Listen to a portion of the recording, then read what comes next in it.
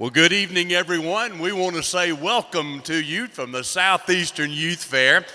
We have a great show on time for tonight with our steer exposition, and we are looking forward to that. Prior to that beginning tonight, we're going to have our opening ceremonies, and always as a part of that, we get to showcase some of the relationships that we have here within Marion County. And we'd like to begin tonight with the city of Ocala. We have Ocala's mayor, Mr. Ben Marciano, and he's going to come and present a proclamation to us tonight. Mayor, we are so grateful for the partnership that we have with the city of Ocala. We are so grateful for you taking time of being here tonight. Would you help give a great Southeastern welcome to Mayor Ben Marciano? Well, it truly is a pleasure to be here with you guys tonight. 85 years and the lives that have been changed, from this fair. First of all, I want to thank all of you for the work that you guys have done to put this on. It truly is amazing. And this is one of the things that makes our community special. So I'm very grateful. So I'm going to read this proclamation. Whereas each year, the Southeastern Youth Fair provides the platform for area youth to display the region's finest examples of livestock production, home economic skills, and horticultural talents. Whereas this event is made possible by volunteers throughout the community who donate countless hours of their time to make the Southeastern Youth Fair a reality. Thank you guys for that. This is the 85th annual event and would not be possible without the support from local businesses, professionals, and agricultural leaders. Whereas this year's event promises to continue the fine tradition of youth fairs that have been held here for more than half a century. Now, therefore, I, Ben Marciano, by the virtue of authority vested in me as the mayor of the city of Ocala, Florida, do hereby proclaim February 20th as South. Difficulties. In the city of Ocala, I applaud the efforts and all the dedicated organizations and individuals who make this event possible. In witness whereof, I hereunto set my hand and cause the seal of the city to be affixed this 20th day, February. Congratulations, guys.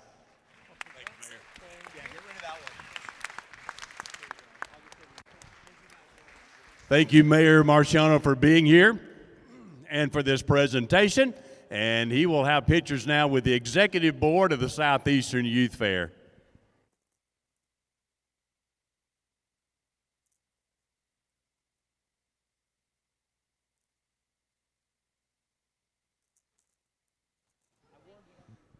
Thank you again. In addition, another relationship and partnership that we have is here with Marion County, the county commissioners, and we have Commissioner Kathy Bryant tonight to represent the commissioners to have a proclamation for us as well. Commissioner Bryant, we are so pleased to just be able to have the support of the Marion County Commissioners, and we welcome you and thank you for being here. Another warm Southeastern welcome for Commissioner Kathy Bryant. Thank you, Russ, and thank you, board. Thank you for allowing me to come out and give a few comments. Maybe you should have let me stick to that speech that they gave me because it would have been a lot shorter. Anyway, real quick, when I look around, I see our community's future standing here in front of us. And each and every one of you should be very proud of the accomplishments that you've gotten to do thus far, and I wish you all the best in whatever discipline you're showing this year. I'm guessing this is all steers out. Okay. You guys get the big, hard job. Really, really hard job. So anyway, again, wishing you all the best in your show and your sale. I look through the stands. Again, Marion County's youth is our future.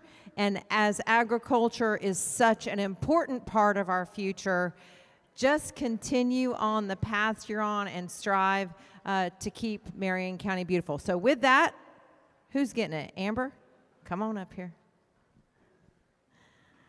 Whereas the Southeastern Youth Fair is the premier not-for-profit all-youth fair for 4-H and FFA students in Marion County, Florida. And whereas the Southeastern Youth Fair officially began in 1978 as an expansion of the Southeastern Youth Steer Show and Sale to provide a showcase for the full extent of youth achievement. And whereas the Southeastern Youth Fair aims to recognize the outstanding youth of Marion County by serving as a platform for competition, exhibition, enhanced educational opportunities, and the promotion of self-esteem and personal growth and development, while aiding in the education of the citizens of Marion County regarding the importance of agriculture and related industries in our area. And whereas the 2025 Southeastern Youth Fair marks its 85th anniversary with this year's fair theme, Footloose at the Fair. So is anyone doing the dance? And whereas participation in this event, scheduled for February 20th through March 1st, provides a chance for our youth to display their skills and the results of their hard work for the enjoyment of the citizens of Marion County and surrounding areas. Now, therefore, the Board of County Commissioners of Marion County, Florida, by virtue of the authority vested in us, do hereby desire, by means of this proclamation, to express its congratulations to all agencies that support and sponsor the Southeastern Youth Fair for their dedication to giving encouragement to Marion County's outstanding youth in agriculture and to all participants of the Youth Fair. Duly proclaimed this 24th day of February 2025, signed by all 5 county commissioners and attested to by Mr. Gregory C. Harrell, our clerk of court. So I'm going to hand this to you. And I guess you're not going to take the mic and say anything? Okay, all right, and I'll give it back to Russ. Thank you. Thank you, Commissioner Bryant. Again, we want to say thanks to the Marion County Commissioners for their support of the Southeastern Youth Fair. Commissioner Bryant, thank you for representing them here tonight.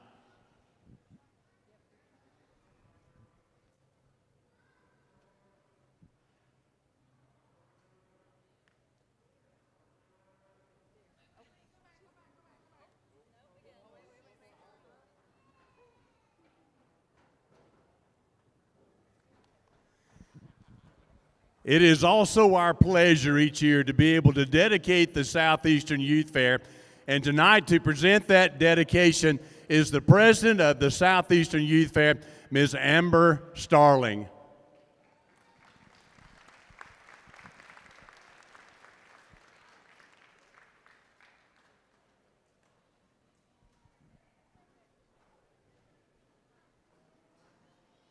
Good evening, everyone. My name is Amber Starling, and I'm the current president of the Southeastern Youth Fair. Tonight, I have the honor of introducing a Marion County agriculture icon. Her commitment to our community and the values of the Southeastern Youth Fair has been unwavering. Through her hard work and dedication, she has not only inspired many, but also worked tirelessly to ensure that the fair continues to grow and flourish year after year. She is someone who leads by example, and her passion for youth development and the fair has touched the lives of so many. It is with great pleasure tonight that we honor our 2025 Southeastern Youth Fair dedication inductee, Mrs. Lynn Nobles.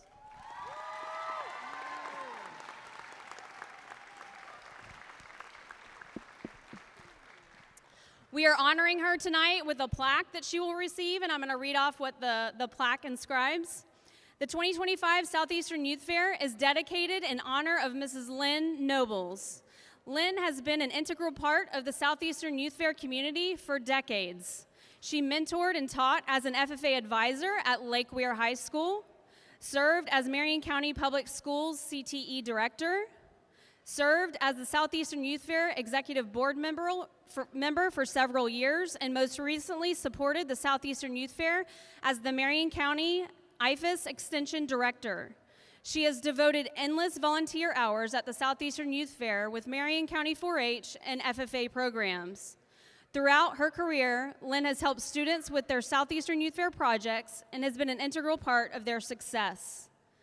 Many of her former students followed her lead and are now teachers, active members of show committees, and supporters of the next generation of Southeastern Youth Fair participants. Her influence is immeasurable, and her devotion to serving the youth in the agriculture community is admirable. It is an honor to dedicate the 2025 Southeastern Youth Fair to Mrs. Lynn Nobles.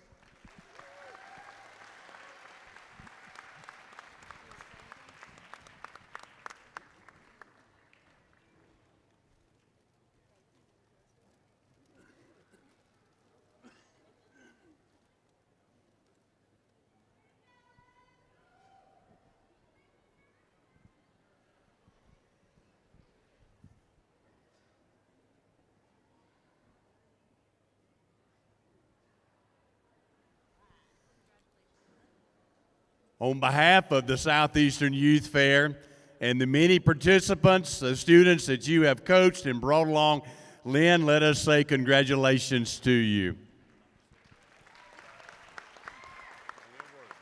I promise I'll only say a word or two. Russ has got my back here, so I'll be good. I just want to say that it has truly been a blessing to be involved with the Youth Fair, to see the students grow, to have the experiences, to see this community and how much this community supports our children. And they are the youth and the future, and I thank you very much for memories that I'll never forget, and for this very, very, very nice honor. Thank you. A big congratulations to Mrs. Lynn Nobles, your 2025 Fair Dedicatee. Lynn and Ellis and your family, thank you for being here tonight. It's been an honor to be able to recognize you.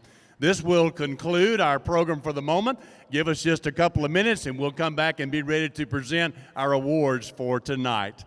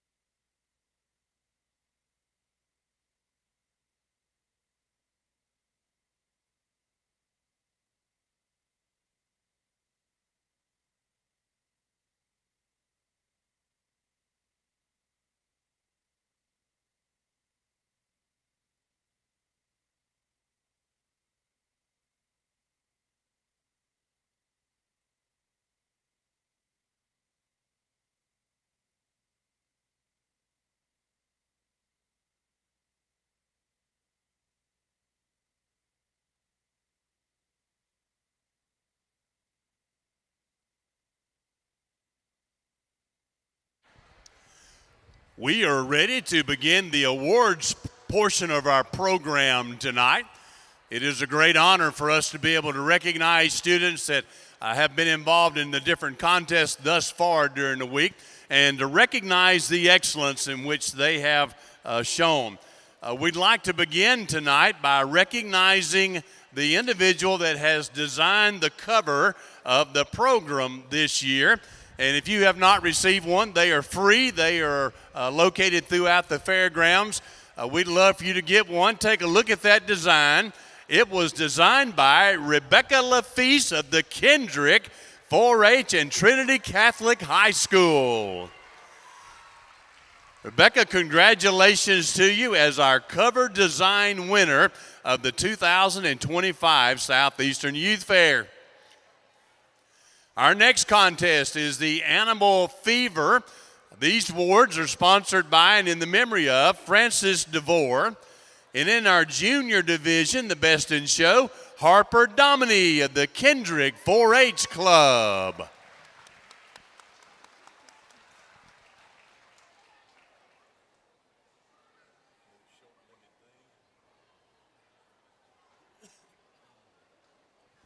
Our intermediate Best in Show, Bowen Huffman of the Cross Country 4-H.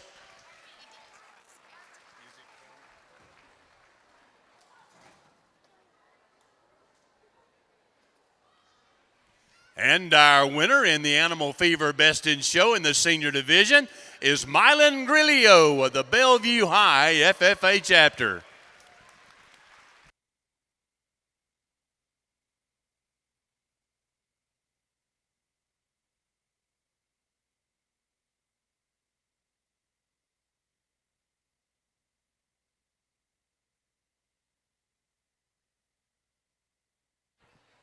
Next is the needleworking and sewing. The Best in Show in the junior division is Flyana Rivera of the Majestic Oaks 4-H.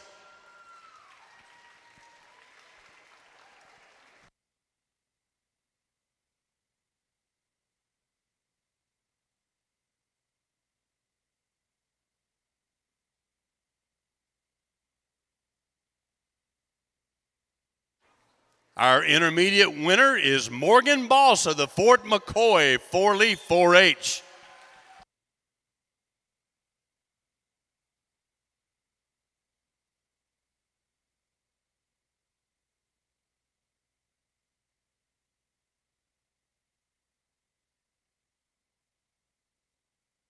And our winner in the senior division, Liliana Guerrera of the Dunellen 4-H Club.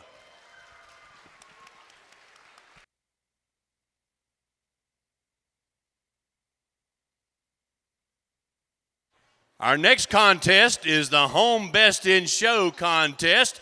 And in our junior division, Lucy Douglas of the Country Clovers is our winner.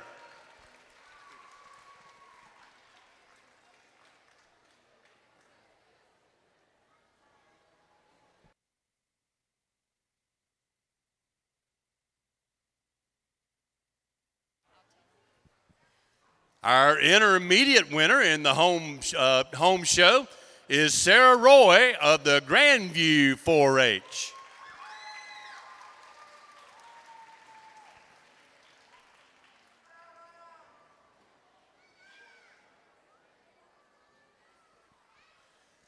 And winning our senior division, Tyler Pina of the Bellevue High FFA chapter.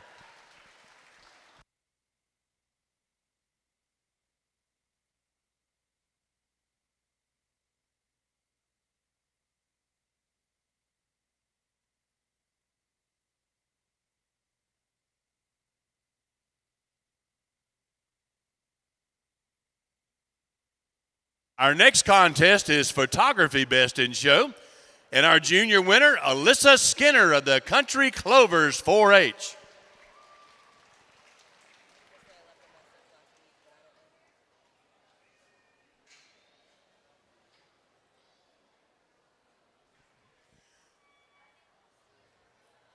In the intermediate division, Jonathan Billing of the Dunellen Christian Academy FFA.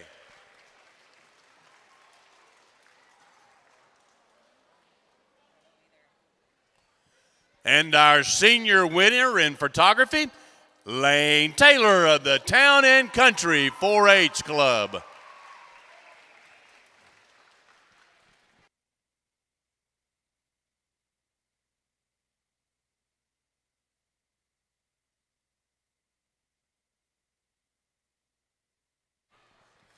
Our next awards will be in the kitchen show. And best in show in prepared food goes to Willow Mims of the Kendrick 4-H in the junior division.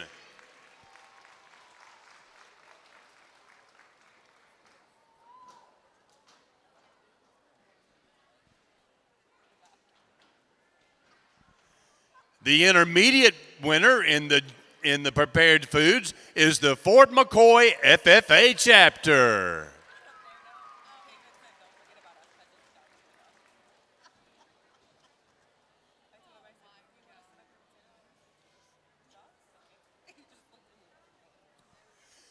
And our winner in the senior division from Dunellen Christian, Miss Evelyn Ross.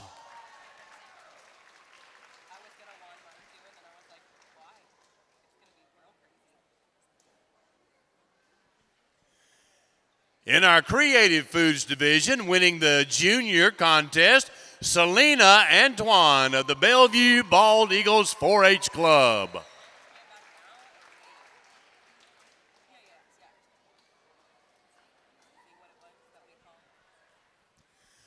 Our intermediate winner, Sydney Antoine, also of the Bellevue Bald Eagles.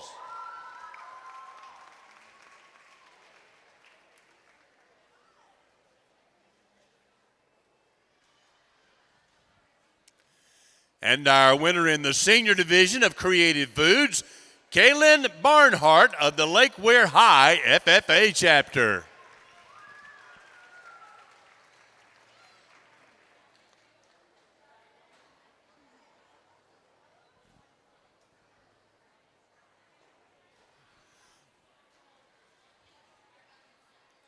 Our next contest is the food preservation contest, and our junior winner, Callie Ray Cassidy of the Majestic Oaks.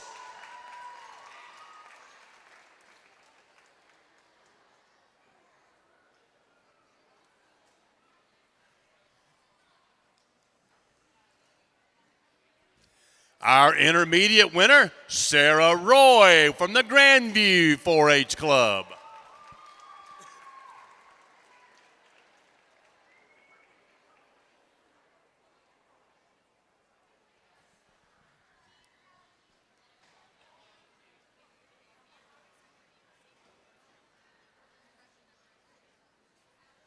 And our winner in the senior division, representing the Lucky Learners 4-H, Luke Hudson.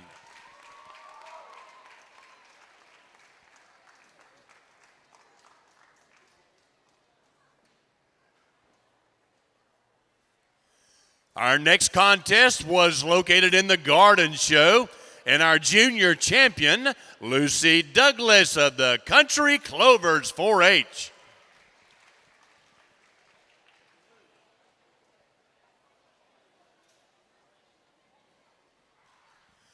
Our intermediate winner in the Garden Show, Abigail Schultz.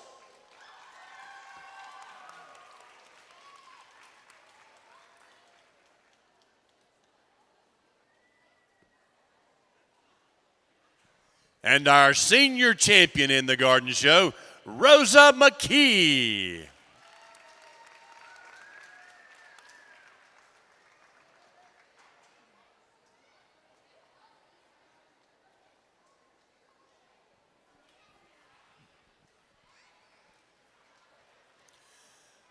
Our students also participated in a plant identification contest this year. And on the individual basis, in the junior division, third place goes to Hunter Rice of the Dunellen 4-H.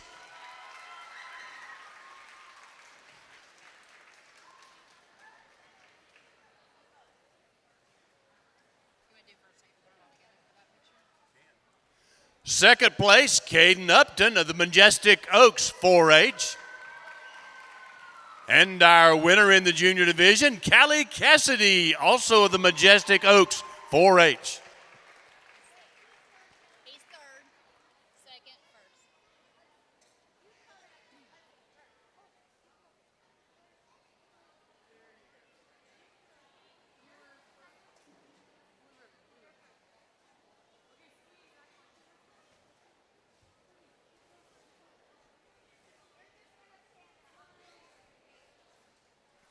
In our intermediate division, third place is Peyton Brinkley of the Majestic Oaks 4-H.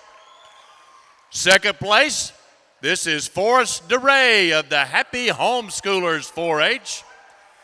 And in first place, Ansley Gill of the Majestic Oaks 4-H.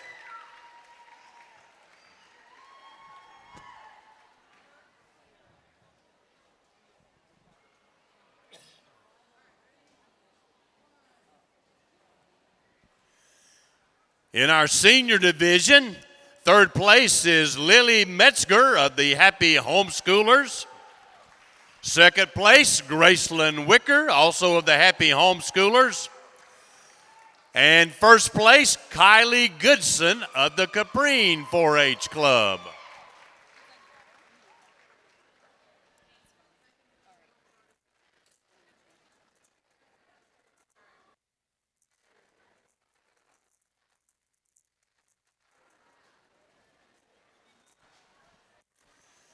In the team division, in the junior division, our winner is Majestic Oaks.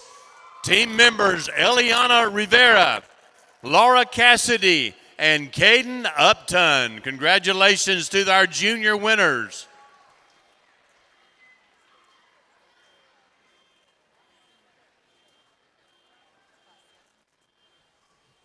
Majestic Oaks has won the intermediate division.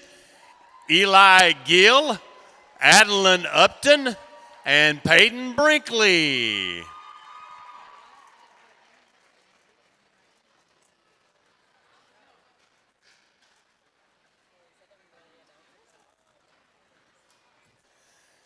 And our senior winner is the Happy Homeschooler 4-H, Gracelyn Wicker, Lily Metzger, and Jeremiah Caswell.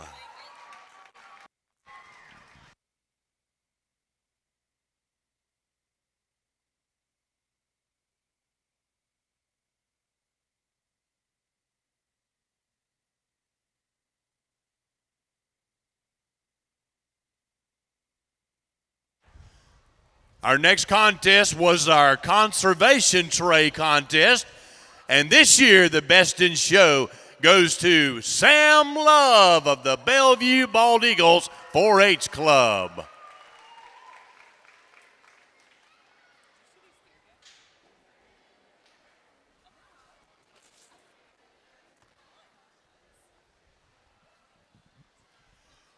Our Best in Show club exhibit this year goes to the Happy Homeschoolers 4-H.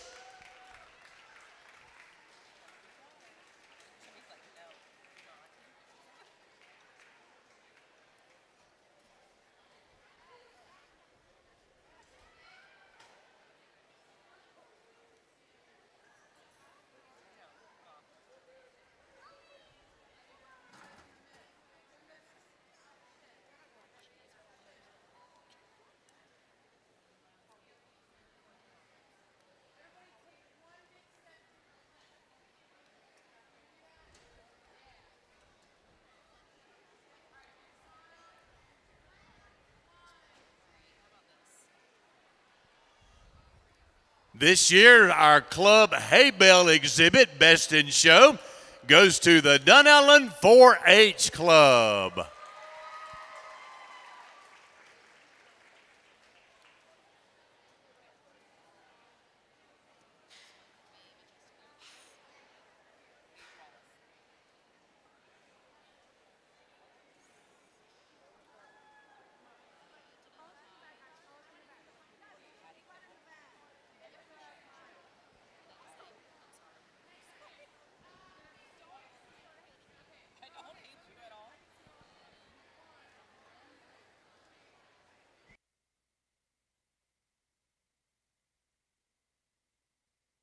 This year we also had an insect collection best of show, and our winner is the Fort McCoy FFA chapter.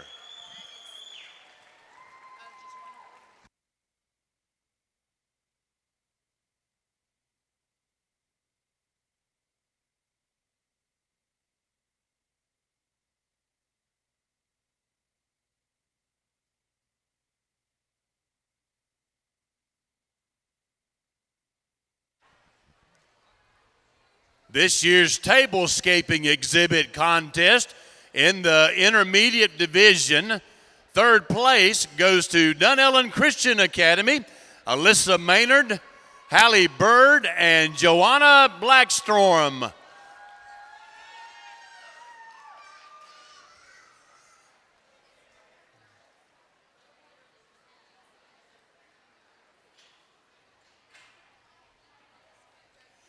In second place in the intermediate division is the Bellevue Bald Eagles, Selena and Sydney Antoine.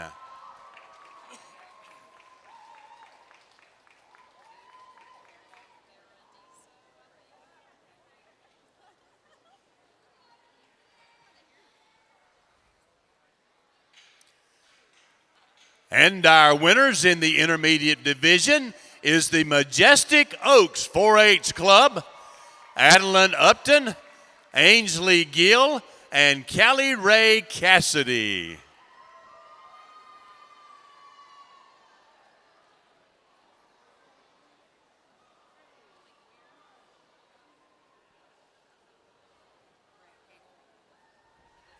In our senior division, in third place, the Lucky Learners 4-H, Emma Cunningham and Mackenzie Schuhart.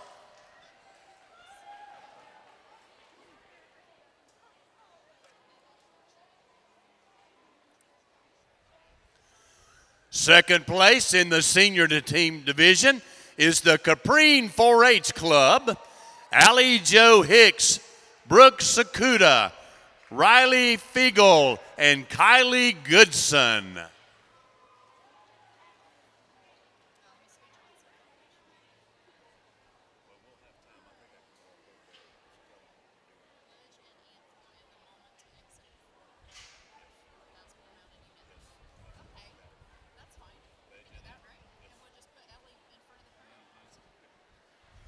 And in first place and also receiving the best of show, this is the Town and Country 4-H, Ada Perriman and Cora Taylor.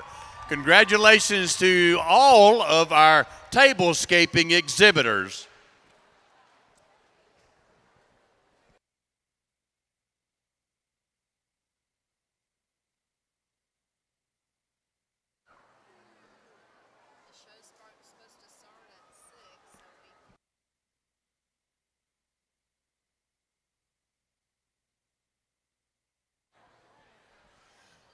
This concludes our awards program tonight. We will begin our steer show at 6 o'clock, and we will also have our prayer and our pledges. We will have the national anthem at 5 minutes till 6, and so we ask that if you would all be back in the ring and prepared at that time. Congratulations to the 2025 award winners this evening.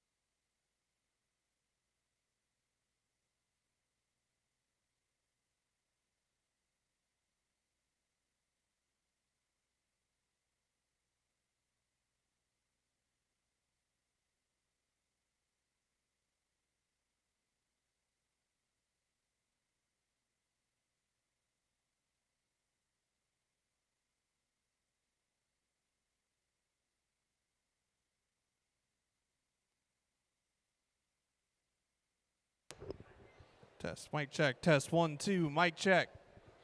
Mic check, test 1, 2.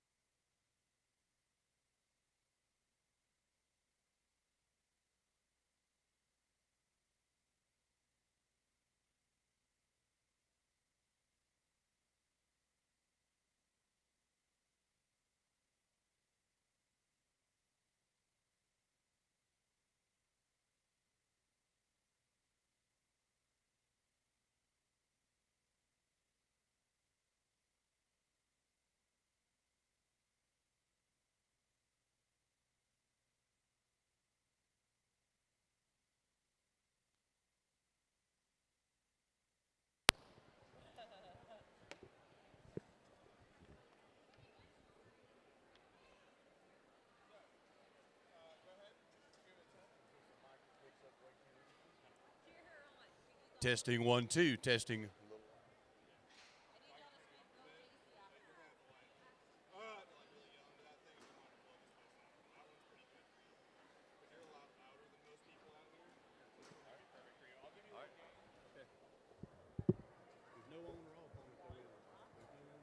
There's not. So I recommend just putting it way over here, just in case. But that one, luckily, it won't be able to pick you up from there because you got to talk right into it. Okay. What is it here for? Huh? What's it here for? For him, I'm taking the green one away because the green one's being bad. So I'm putting the green one in That my one doesn't mouth. go on and off. Yeah, but that one you have to talk directly into to pick up. okay. So like I can Got it. talk from here, it's not gonna pick me up. But as soon as I do this, it's gonna see blah, blah, yeah. So that's gonna do a lot better. I don't want to sneak up on you. My mom said I need to get the bitter binder. Did they get that one out already?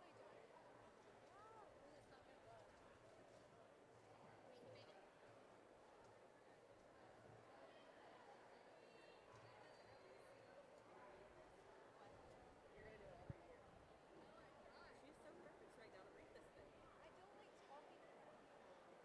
You want that I do it with you?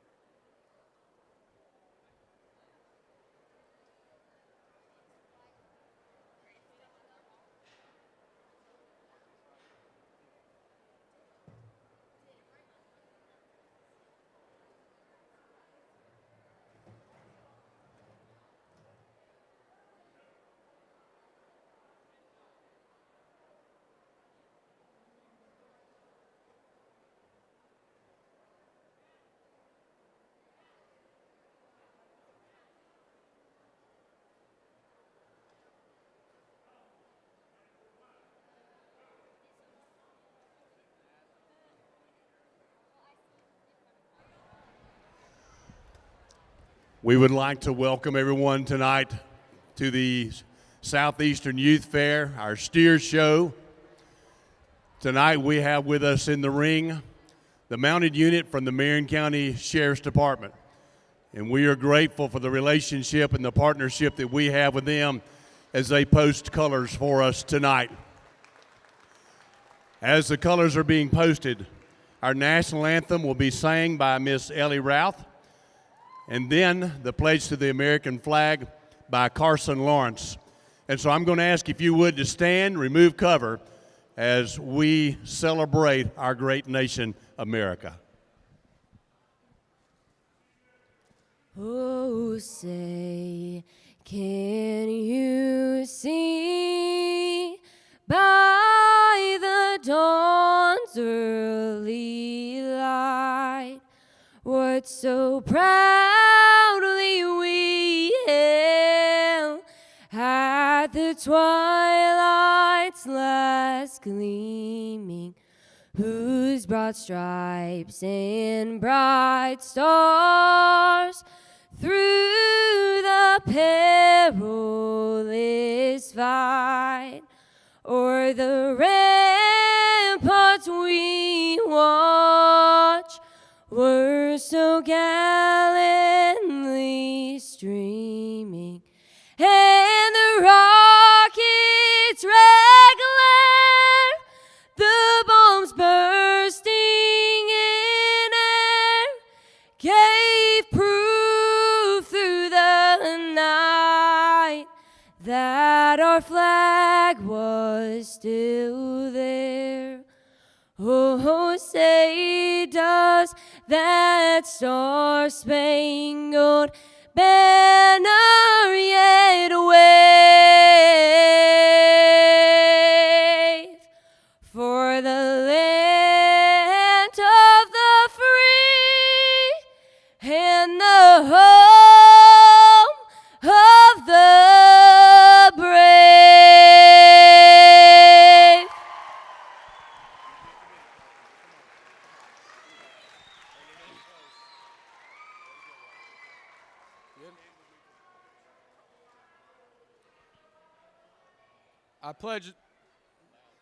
I pledge allegiance to the flag of the United States of America and to the republic for which it stands, one nation, under God, indivisible, with liberty and justice for all.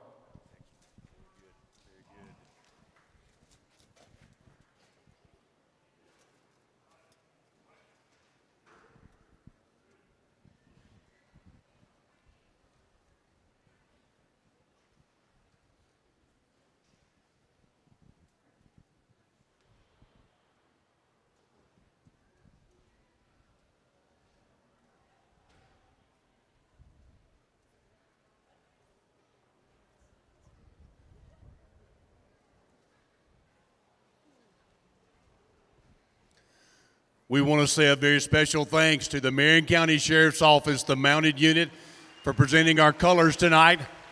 Ellie for a beautiful job with our national anthem, and Carson for leading us in the pledge to our flag. In addition to that tonight, J.C. Werner is going to lead us in our 4-H motto. We're going to also have Addie Kimball, who will do our FFA motto, and then Lane Taylor is going to lead us in prayer. I pledge my head to clear thinking, my heart to greater loyalty, my hands to larger service, my health for better living, for my club, my community, my country, and my world. The FFA motto: learning to do, doing to learn, earning to live, living to serve. Please bow with me in prayer. Dear Heavenly Father, we want to thank you for allowing us to be a part of this great industry of agriculture. Help us to be mindful each day of the value agriculture brings to our nation by providing a safe and abundant food supply. May we always remember that we depend on you for the rain and sunshine. We thank you for the opportunity to compete and participate in the Southeastern Youth Fair. We are thankful for the many volunteers that work to make this possible for each participant. We pray that good sportsmanship will prevail in each individual and that you protect from harm as we exhibit our projects this week. We love you, Lord, and we pray in your Son, Jesus' name. Amen.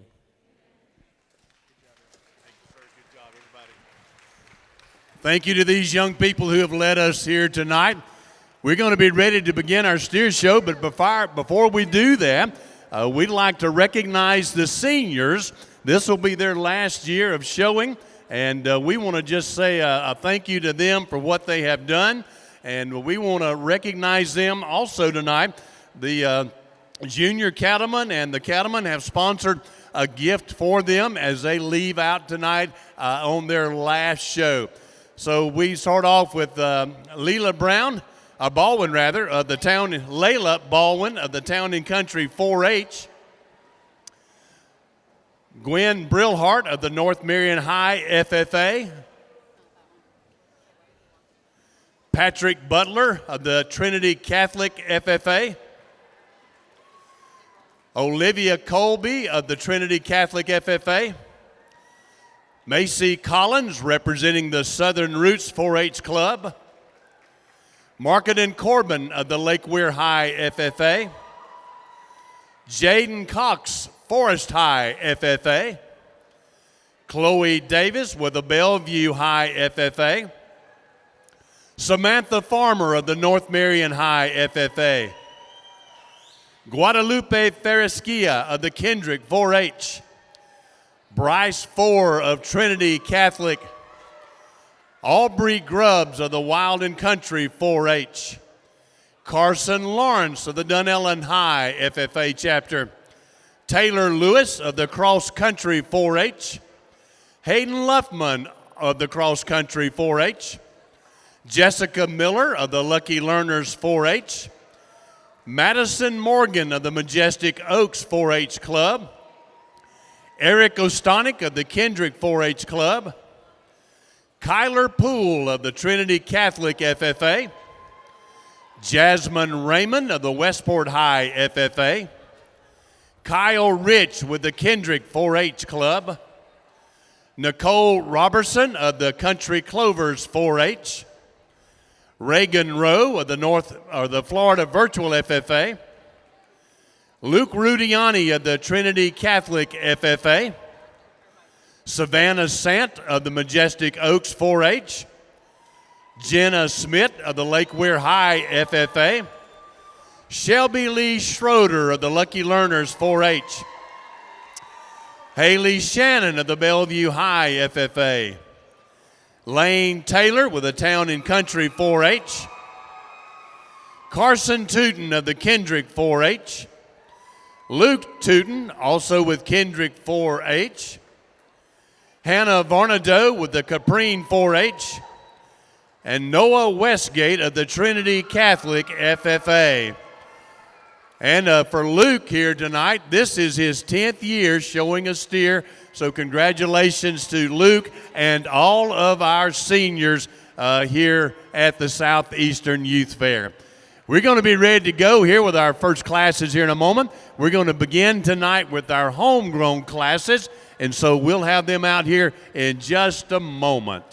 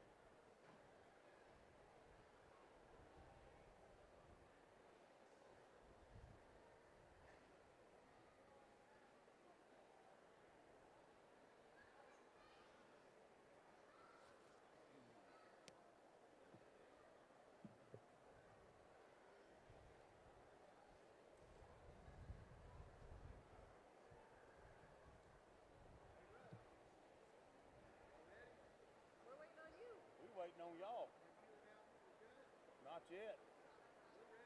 Go for it. I probably will just to kill some time. Will that be all right? Okay.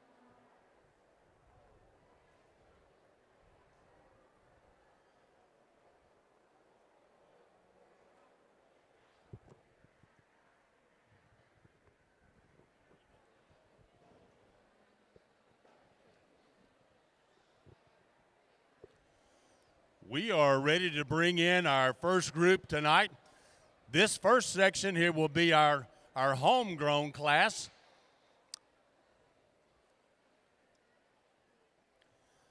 We will have 3 heats tonight in the homegrown class. All of the animals coming in these first 3 heats will be animals that have been raised on and owned by the exhibitor. So we get pretty excited when we see some of this homegrown quality animal that's coming in through here. I'd like to take a moment and introduce to you our judge tonight. We're very blessed to have Judge Matt Warren from Ona, Florida. Matt's no stranger to the show ring. He's been judging in Florida and across the nation for the last 30 years. He started out in Kansas, where he was a member of the national champion livestock judging team in Fort Scott, Kansas.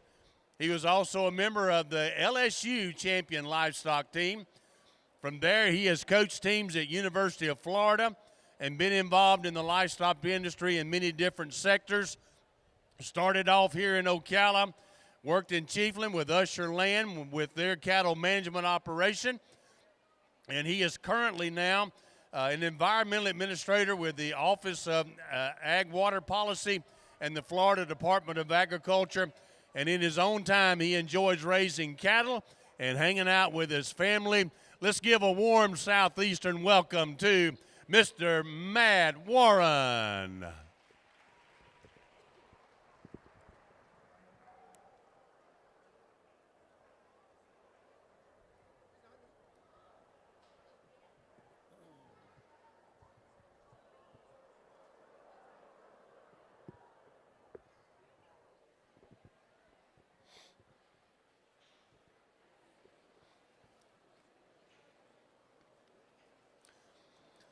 In this first heat of our homegrown, we've got Luke Rudiani, Luke representing the Trinity Catholic FFA. Ellie Damron, Ellie representing Kendrick 4-H. Hannah Varnado, representing Caprine 4-H. Representing the Wild and Country 4-H, Dustin Doughton. Adeline Upton of the Majestic Oaks 4-H. Abigail Lafise with Kendrick 4-H. Jake Rudiani with Trinity Catholic. We have a steer that belongs to the North Marion Junior FFA, a chapter steer. Caden Upton with the Majestic Oaks 4-H. And Bailey Baldwin of the Town and Country 4-H.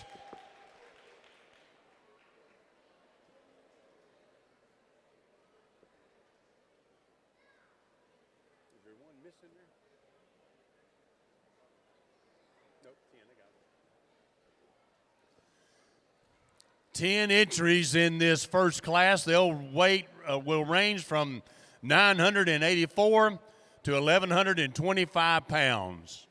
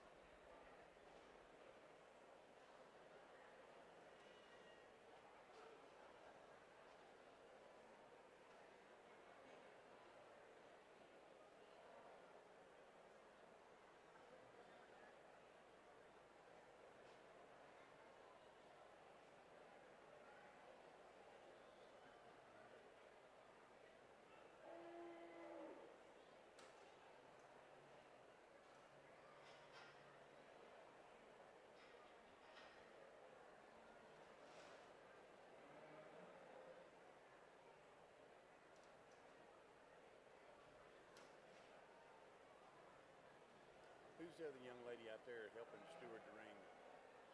I know Sam. I know Sam. Who's the other one? Christina Ralph, I think. R-O-U, Ralph? Christina? I think. I believe her name is Christina. She used to show here as well.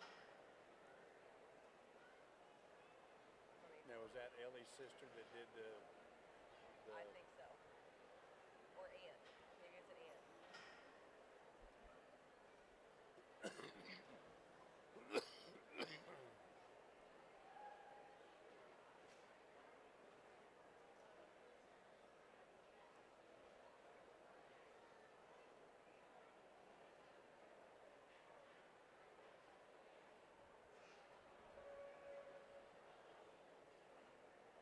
She's a Wells now. Christina Wells? She was Ralph, but she's a Wells now.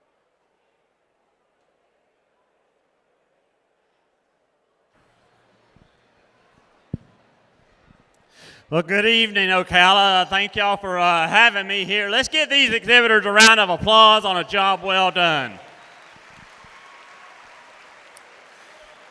We're starting tonight off with the homegrown class, and there's 3 different heats of these cattle coming in here. So what we're going to do is end up picking around 3 or 4 to come back for the final drive. I'm not going to go into description with all the other animals because we'll see them again in the regular show, and so that'll just take a little more time than what we need. But I think there's 3 animals in here that really fit the bill that I'm looking for. They got to be sort of that complete type animal, that fault-free animal, and that's what we're going to look at tonight. But there's 3 that I'm going to go ahead and select back, and I think they've done an awesome job. Let's go ahead and give them one more round of applause on a job well done.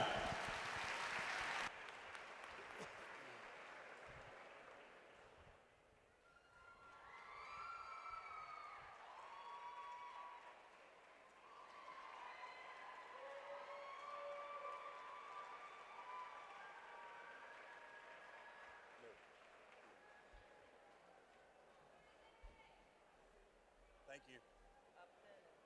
4, 116, and 53. Thank you, Sam.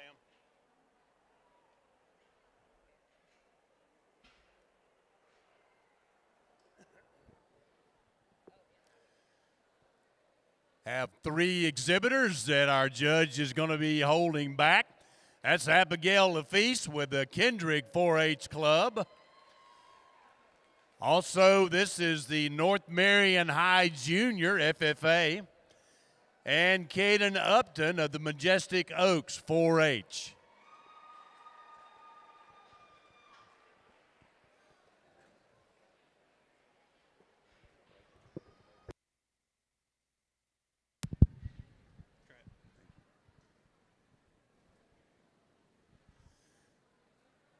We'll pull these 3 animals back, and then we'll bring in our second heat. The judge will pull his selection from there.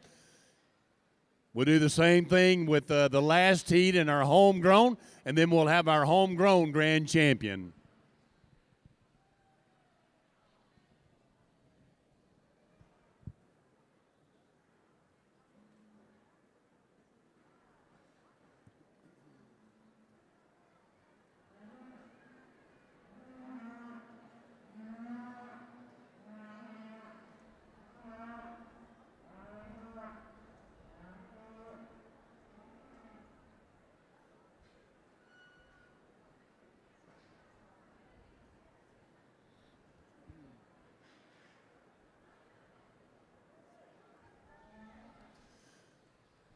We are always grateful, too, when we have some of our representatives from the leadership in our school system here.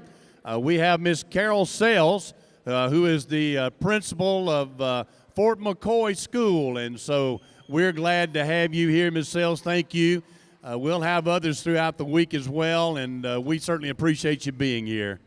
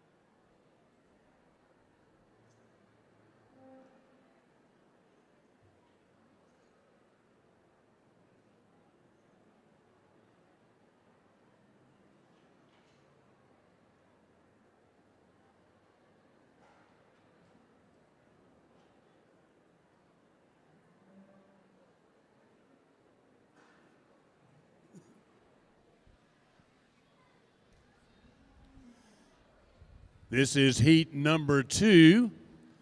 We have Travis Kiger, Southern Roots 4-H. Harper June Dominy with the Kendrick 4-H. Eli Grill with the Majestic Oaks.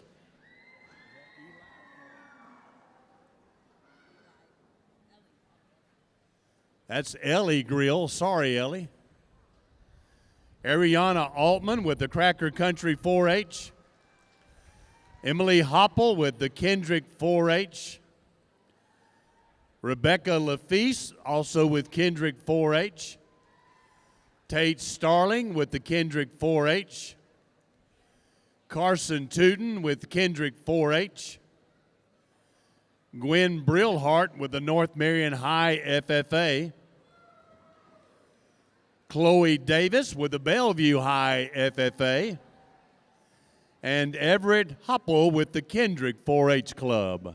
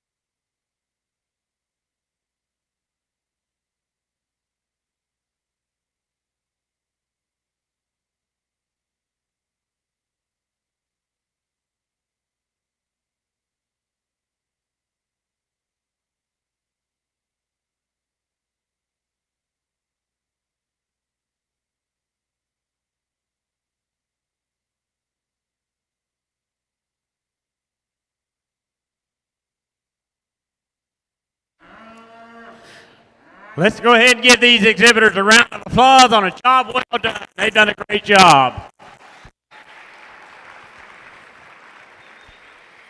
Another nice group of steers here, and we'll do the same thing, the second class of the 3 heats. I'll go ahead and, I got 4 that I'm going to go ahead and pick out here.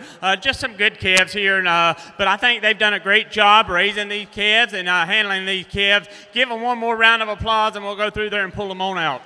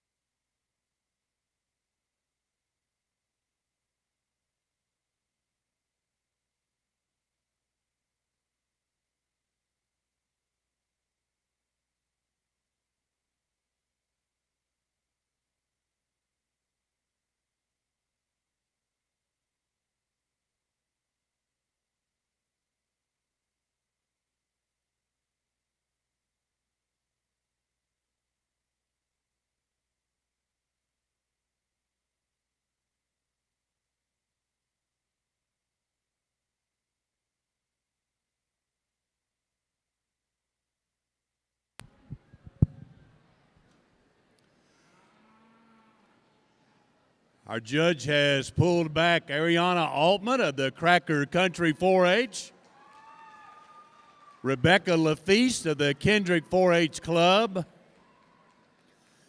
Gwen Brillhart of the North Marion High FFA, and Chloe Davis of the Bellevue High FFA. We will stage these 4 animals, and we'll have our heat number 3 to come back in the ring here in just a moment.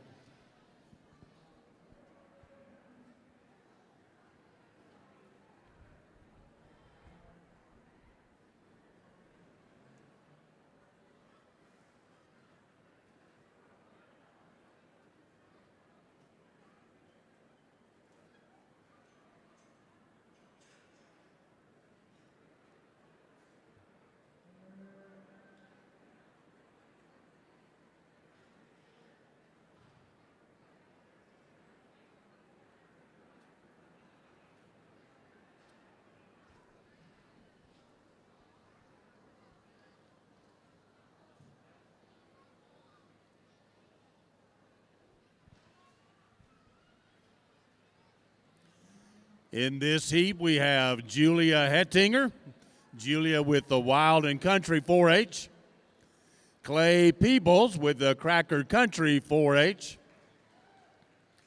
James Connor Peebles with the Cracker Country 4-H, Peyton Tootin with the Kendrick 4-H Club, Carson Lawrence with the Dunellen High FFA, Luke Tootin with the Kendrick 4-H,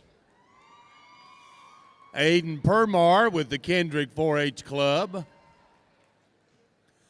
Bailey Leitner with the Town and Country 4-H, Emma Grace Dews with the Kendrick 4-H, and Hayden Luffman with the Cross Country 4-H. This is our 3rd and final heat in the homegrown competition. Once a judge pulls his selection from here, we'll bring the 7 from the other 2 heats, and we'll have our homegrown grand champion run.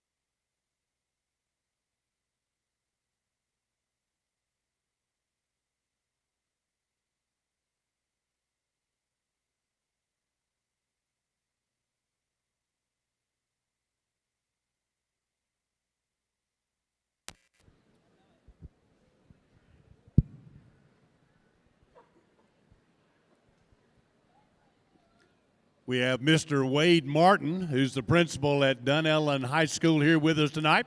Mr. Martin, thank you for being here. Grateful to you. Appreciate your leadership at Dunellen High School.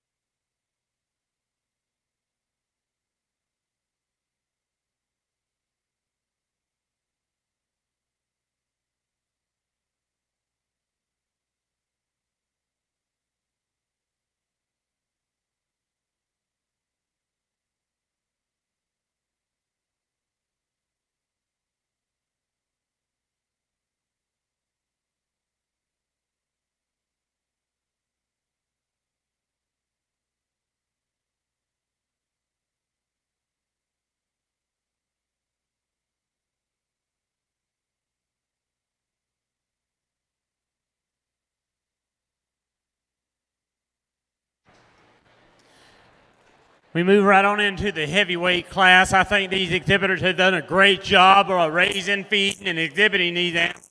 Let's give them a round of applause on a job.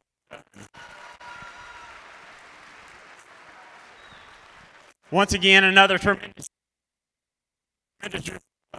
cheers here. Really appreciate what they're bringing out here tonight. It'll be a fun show. We'll go ahead and pick 3 or 4 out of here, and we'll have our final drive here in just a second. Let's give them one more round of applause on a job well done.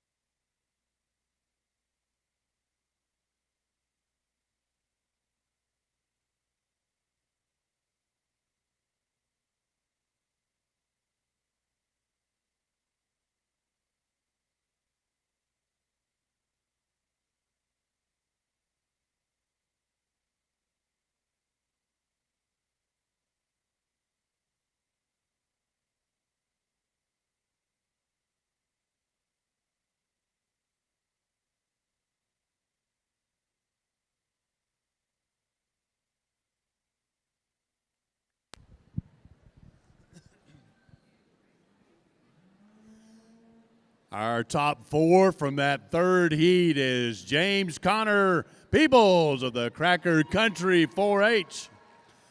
Luke Tootin from the Kendrick 4-H Club. Bailey Leitner, Bailey with the Town and Country 4-H. And Emma Grace Dews with the Kendrick 4-H Club.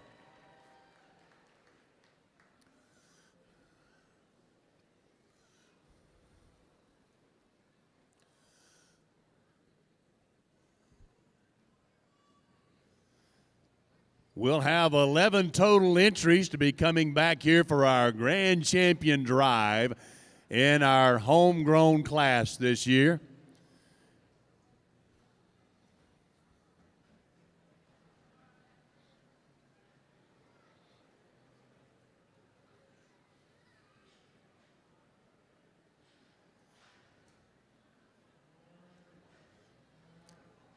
We've got Abigail Lafice from Kendrick coming back in. Got the North Marion High chapter animal coming in. Caden Upton from Majestic Oaks 4-H coming in. These are our top grouping out of that first heat. Coming in out of that second heat, Ariana Altman of the Cracker Country 4-H. Rebecca Lafice of the Kendrick 4-H. Gwen Brillhart of the North Marion High FFA, and Chloe Davis of the Bellevue High FFA.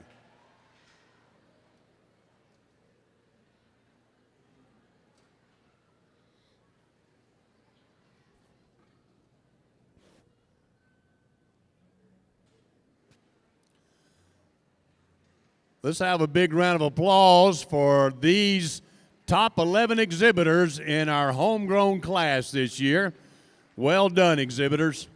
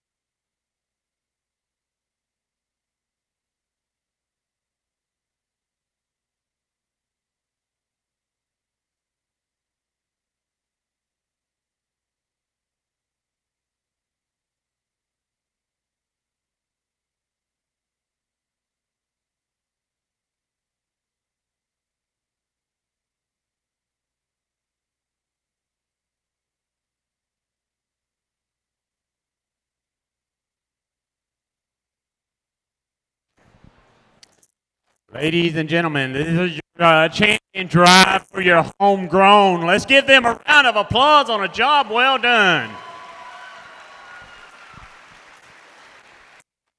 This is a great thing to see the homegrown. It's always a pleasure to judge on these. One thing that we're looking for is that calf that's sort of that complete calf. He takes everything and he puts it in. As you'll hear me later tonight as we get into the show start describing these. That's what I'm going to be looking for. Where's that fault-free steer? The one that takes everything we have and puts it in that complete package. He may not be the heaviest muscled. He may not be the heaviest finished, but he takes everything and he puts it in that package. And that's what I'm looking for tonight. What can we do? I think when I judge anything, I like to fight that and find that fault-free animal. But still, y'all got a great group of steers out here tonight. Let's go ahead and give them one more round of applause on a job well done, and we'll go ahead and select that grand champion.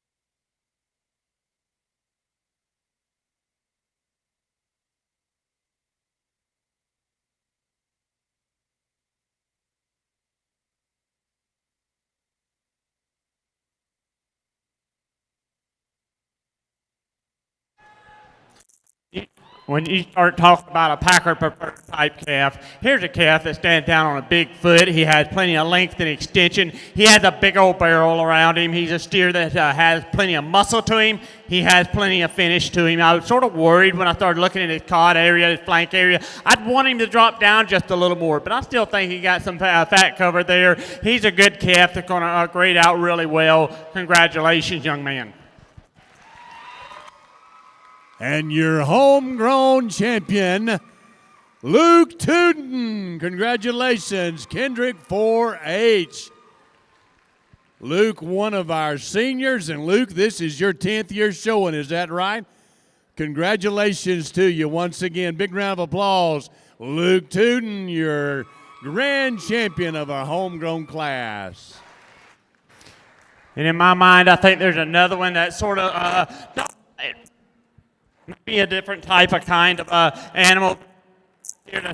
Probably a little heavier for me, but still, I think it's still going to have that carcass that's down under the 900-pound weight, and it's still going to be, if it was sold on the rail, would generate a higher premium. The calf has some finish on him. He has some muscle to him. He has some balance, and most importantly, he travels really well off his hind legs and just does a good job for me as well. Young lady right here in front of me, you're going to be my reserve champion.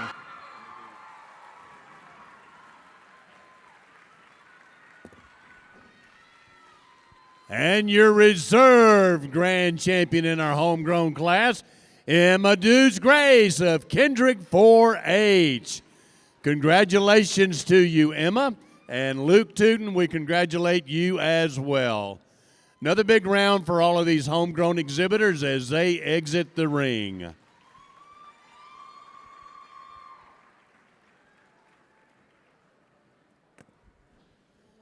We'd also like to say a very special thank you to the Marion County Cattlemen. They have sponsored our homegrown class this year. Longtime supporters of the Southeastern Youth Fair and the Steer Show. And so we say thanks to the Marion County Cattlemen.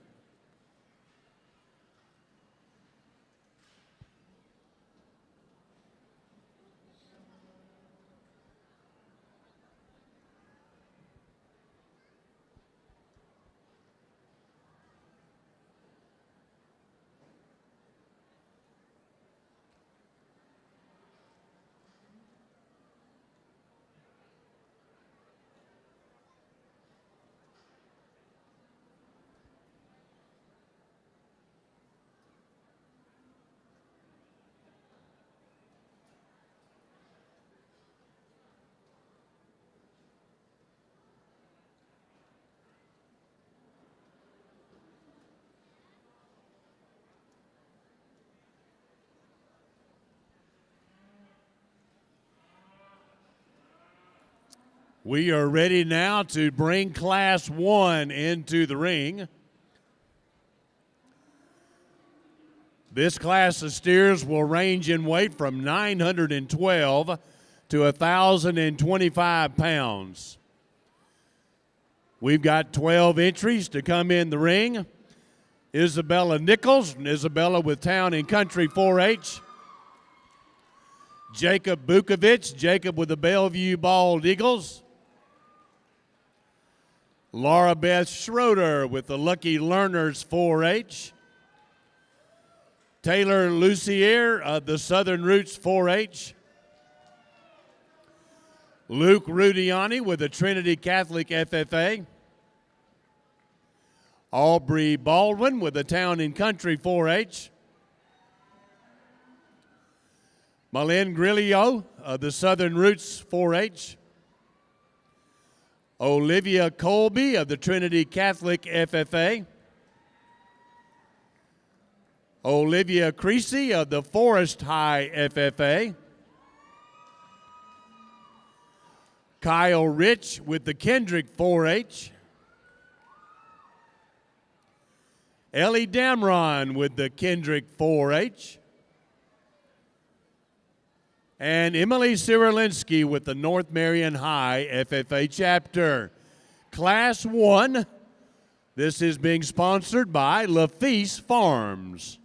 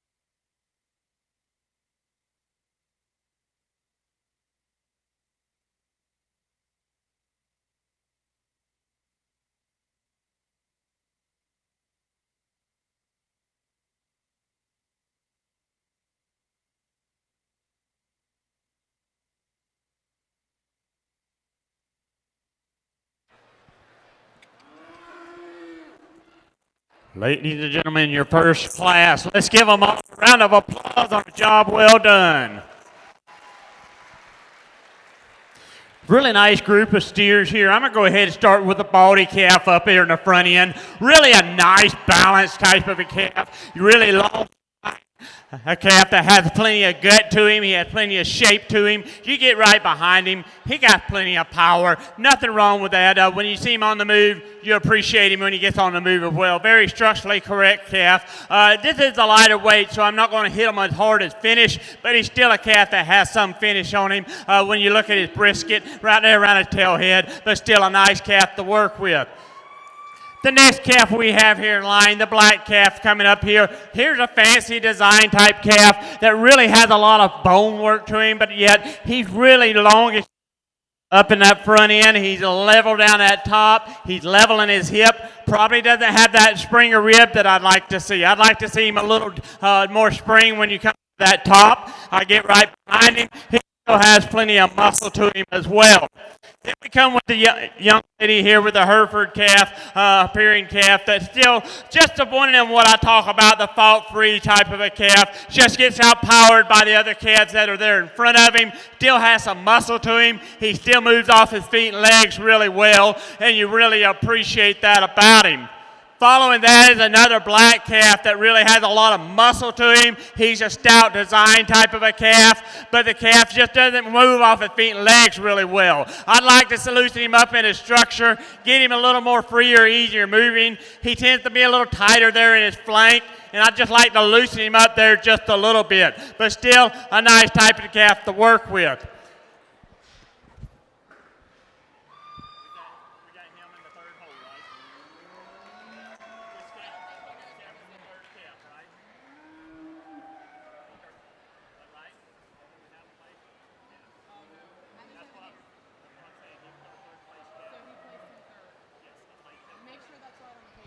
This is going to be our third place calf. Number 67 is our third place calf.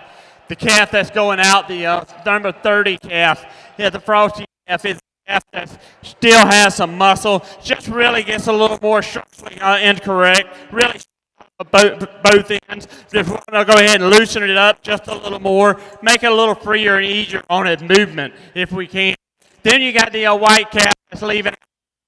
The American type calf that got some finish to him, but just gets outpowered by the other calves that stood there in front of him. The white-red calf that's walking out now, I like that calf as it's probably one of the most correctly finished calves in the class, but a calf that also just doesn't have that overall base width, doesn't have that turn to that loin that I like to see. I'd like to have some more muscle there if we could. Then in next red calf that's coming through there. I appreciate the depth that your calf has. I like the deep body, bold sprung type of calf, a calf that's level in its design, but he just gets outpowered when we start talking about overall muscle, overall beef. I just want to get some more top to him, get some more shape down to his quarter, but still a nice calf to work with.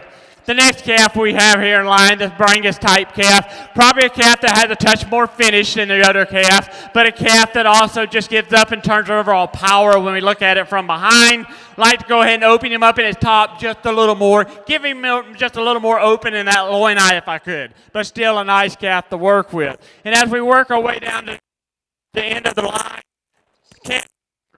calves that just run out of power just a little bit, just doesn't have the overall power to muscle. We're in the beef business. We got to make sure we keep some muscle in these calves, but still, one of them, the white calf that was also down there was really a stout design type of a calf, but he was really shallow, really tight, and really just stiff on his movement. I like to loosen him up, get him a little more depth and make him a little easier feeding. Nice calves to work with. Let's give them all a round of applause on a job well done. Winning Class 1, this is Emily Cyrilinski, North Marion High. Standing second in the class today, Milan Grillo of the Southern Roots 4-H. In third place, Jacob Bukovic of the Bellevue Bald Eagles. In fourth place, Isabella Nichols of the Town and Country 4-H. In fifth place, Taylor Lucier of the Southern Roots 4-H. Standing sixth today, Luke Rudiani, Luke with Trinity Catholic FFA. In 7th place, Aubrey Baldwin of the Town and Country 4-H. In 8th place, Olivia Colby of the Trinity Catholic High FFA. Standing 9th, Olivia Creasy of the Forest High FFA. In 10th place, Laura Beth Schroeder of the Lucky Learners. In 11th place today, Ellie Damron of the Kendrick 4-H. And in 12th place, Kyle Rich of the Kendrick 4-H Club. Congratulations, Class 1. And again, we say thanks to LaFeast Farm for sponsoring Class 1. We now have Class 2 in the arena. Class 2 being sponsored by Brian and Frankie Lewis. We have Holland Vanderson of the Trinity Catholic FFA. Hannah Varnado of the Caprine 4-H Club. The Forest High School FFA Chapter Steer. Madison Morgan from the Majestic Oaks 4-H. Kendall Koffel Bennett from the Bellevue Bald Eagles. Kendrick Ellis with the North Marion High FFA. Matthew Nickerson, Matthew with the Trinity Catholic High. Shelby Lee Schroeder with the Lucky Learners 4-H. Dustin Doughton with the Wild and Country 4-H. Madison Sharp with the Wild and Country 4-H. Hannah Miller with the Forest High FFA. And Adeline Upton showing with the Majestic Oaks 4-H Club. Class 2, 12 entries. These steers will weigh between 1,030 and 1,050 pounds.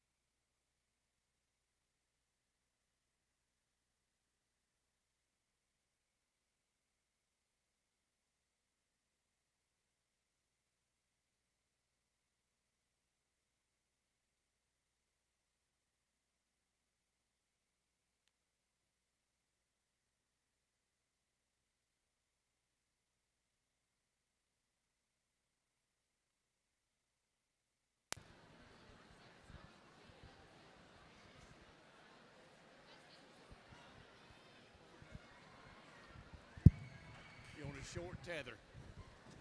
Now don't tear that down. It's Class 2 of these steers. These exhibitors have done a great job selecting and raising these calves. Let's give them all a round of applause on a job well done.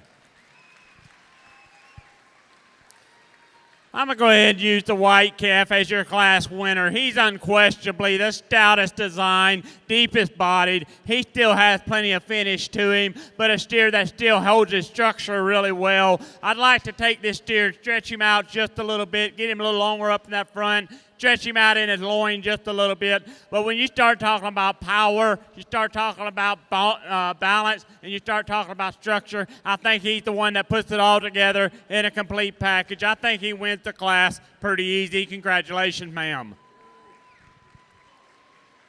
Next calf that's coming out here with a red Angus type calf. You start talking about the finish on this calf for these lightweight calves. He's the most optimum finish of the class. He just gives up in terms of overall power when we start talking about the first calf that was in there, but still a deep body, soggy middle type of a calf that has plenty of structure to him. The next calf coming in line, a powerhouse type of a calf, but a calf that had problems walking off them hind legs. I'd like to straighten him up at them hind legs, get him some more finish, get him a little more depth there in his flank.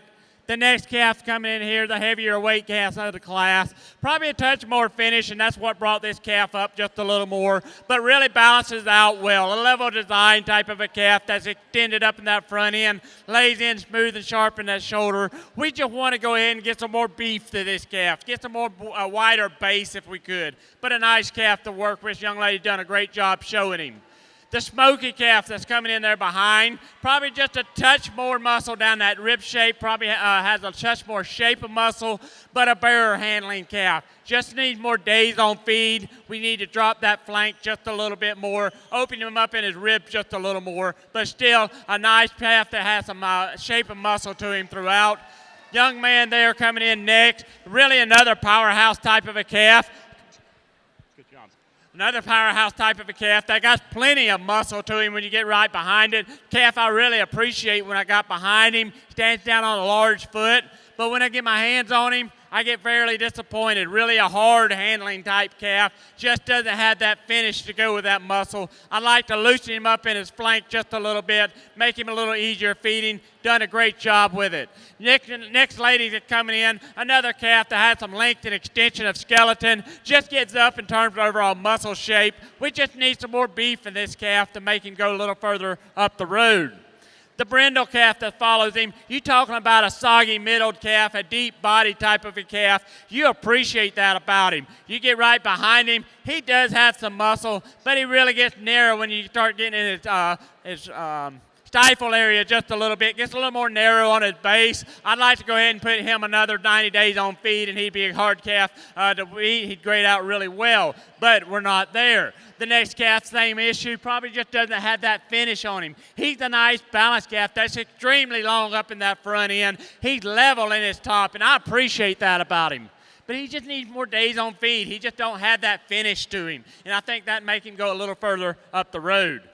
Next calf that's following in him, the Brangus type calf, is a calf that's a deep body type calf, a calf that you appreciate the depth that he has all the way back to his flank, but also a calf that just gives up in terms of overall power, and then also wants to get really down long-toed off them hind legs. I'd like to get a little more strength up on them pasterns off them hind legs the way he walks.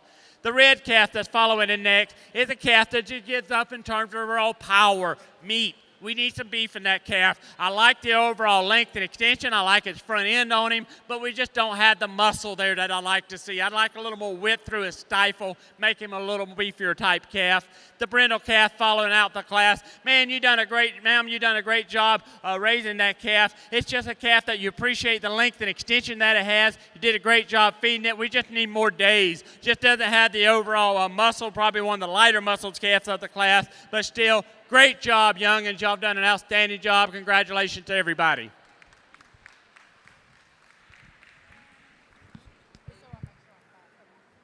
Winning Class 2. Winning Class 2 is Madison Morgan of the Majestic Oaks 4-H Club. In second place, Matthew Nickerson of the Trinity Catholic FFA. In third place, Kendall Caulfield Bennett of the Bellevue Bald Eagles. In fourth place, Adeline Upton of the Majestic Oaks 4-H. Standing fifth today, Shelby Lee Schroeder. Shelby showing with the Lucky Learners. In sixth place, Kendrick Ellis of the North Marion High Junior FFA. In seventh place, Hannah Miller with the Forest High FFA. In eighth place, Madison Sharp of the Wild and Country 4-H. In ninth place, Holland Vanderson of the Trinity Catholic High FFA. In 10th place, Hannah Varnado of the Caprine 4-H. In 11th place, Dustin Doughton of the Wild and Country 4-H. And in 12th place, that is the Forest High FFA chapter. We again want to say thanks to Brian and Frankie Lewis for sponsoring Class 2. We now have Class 3 in the ring. Class 3 is sponsored by Country Oaks Angus Ranch.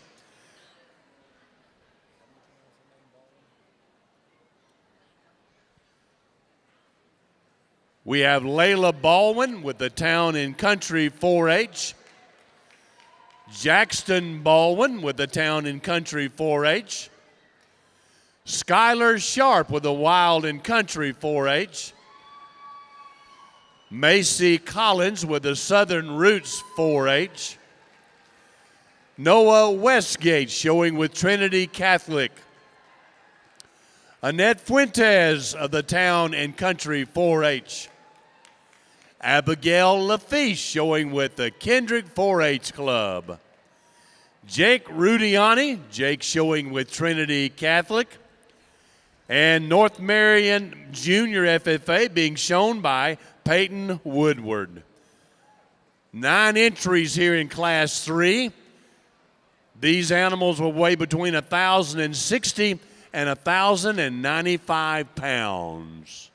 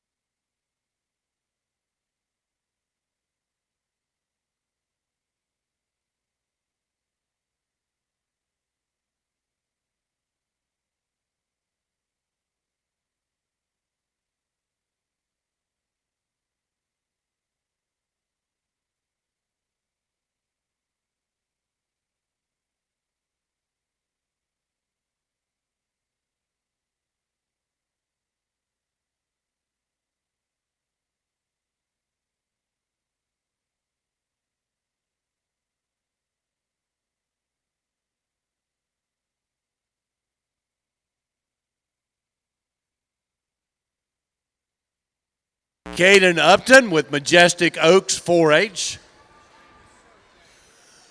Hunter Fish, Hunter showing with a Forest High FFA.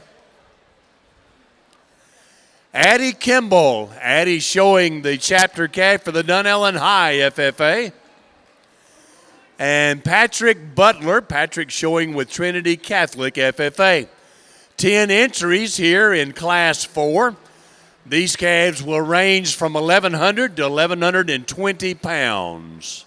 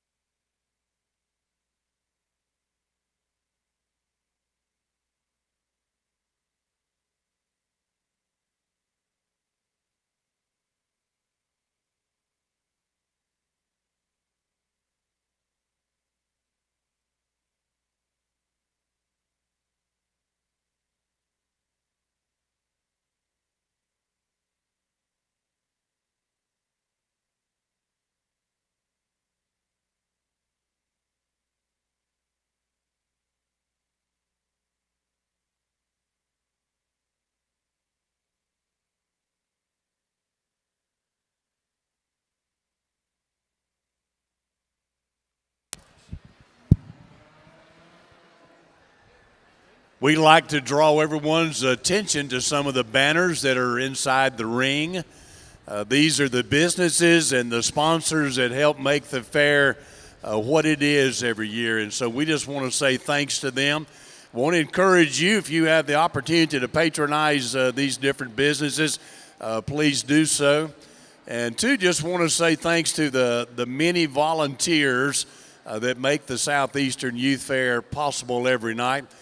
I want to appreciate the ring stewards that we have in here tonight as well. We've got Sam Daly, Christina Wells. Thank you both ladies for helping us in there tonight. Also want to say a very special thanks to our steer committee for all the hard work that they have done to put this on as well. Let's give a big round of applause for all these folks out there that make the Southeastern Youth Fair happen.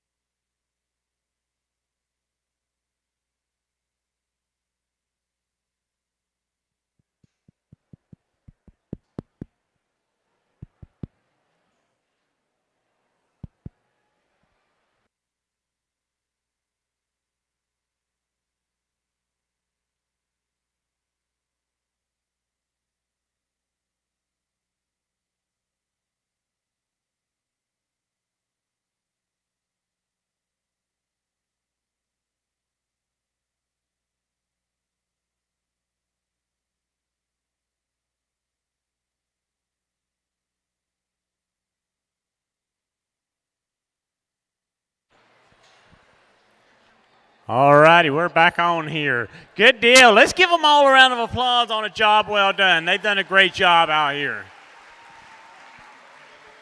Young lady coming with the peach color steer that just likes to walk around on its own. Really done a great job. You're talking about powerhouse type of a steer. You appreciate the overall power that he has. He's stout. He's a tank is what I call him. I do appreciate that when you get off on the profile, he's still a nice balanced calf as well. Step down on a big foot, moves them pretty easy as well. Congratulations.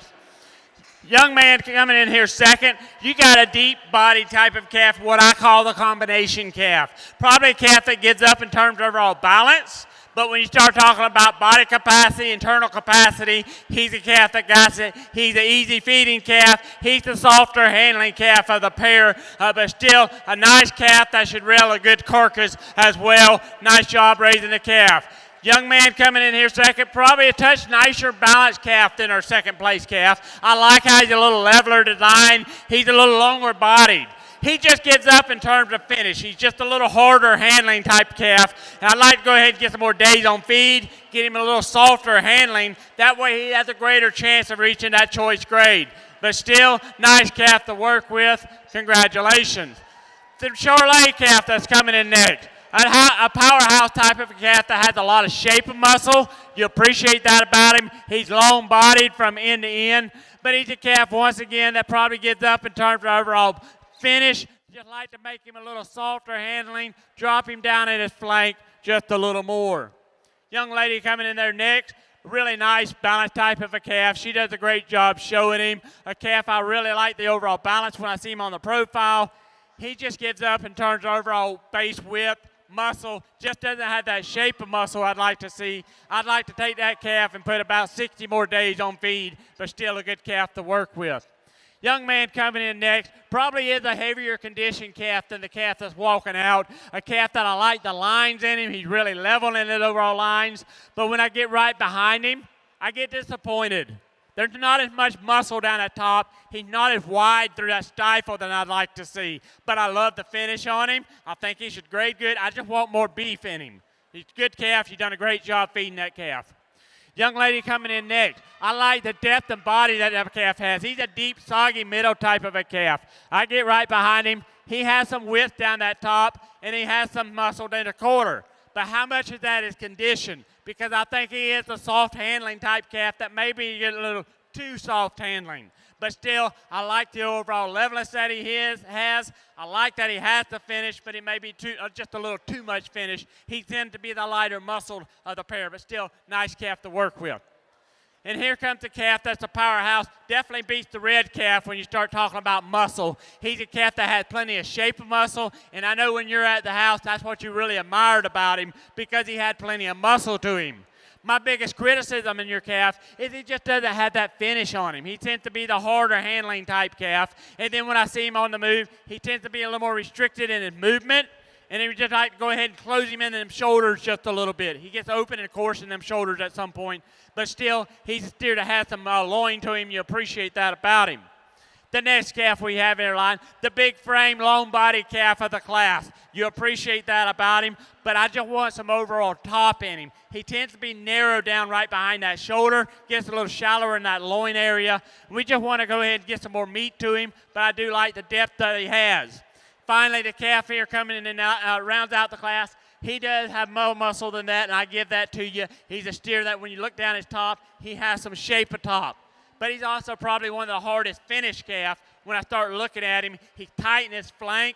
He bare over his rib, and when we split a carcass, it's at the 12th and 13th rib. And it's just not there from there. It's really bare. I just want to go ahead and get some more condition on this calf. At this weight, I'm starting to get a little more critical when we start talking about condition. But you've done a great job showing him and raising him. Let's give him one more round of applause on job well done. Congratulations, Kinley Starling. Kinsley with a Kendrick 4-H club winning the class. Standing second today, Caden Upton with the Majestic Oaks 4-H. In third place, Elijah Caraway of the Lucky Learners 4-H. In fourth place, Amelia Nichols with Town and Country 4-H. Standing fifth today, Addie Kimball showing the Dunellen High chapter animal. In 6th place, Patrick Butler with the Trinity Catholic FFA. In 7th place, Paige Wallace showing the Majestic Oats steer. In 8th place, this is Cole Clay with the Forest High FFA. Standing 9th, Evelyn Pierpont of the Town and Country 4-H. In 10th place, Hunter Fish of the Forest High FFA. We want to again say thanks to Webb Hay Sales for sponsoring Class 4.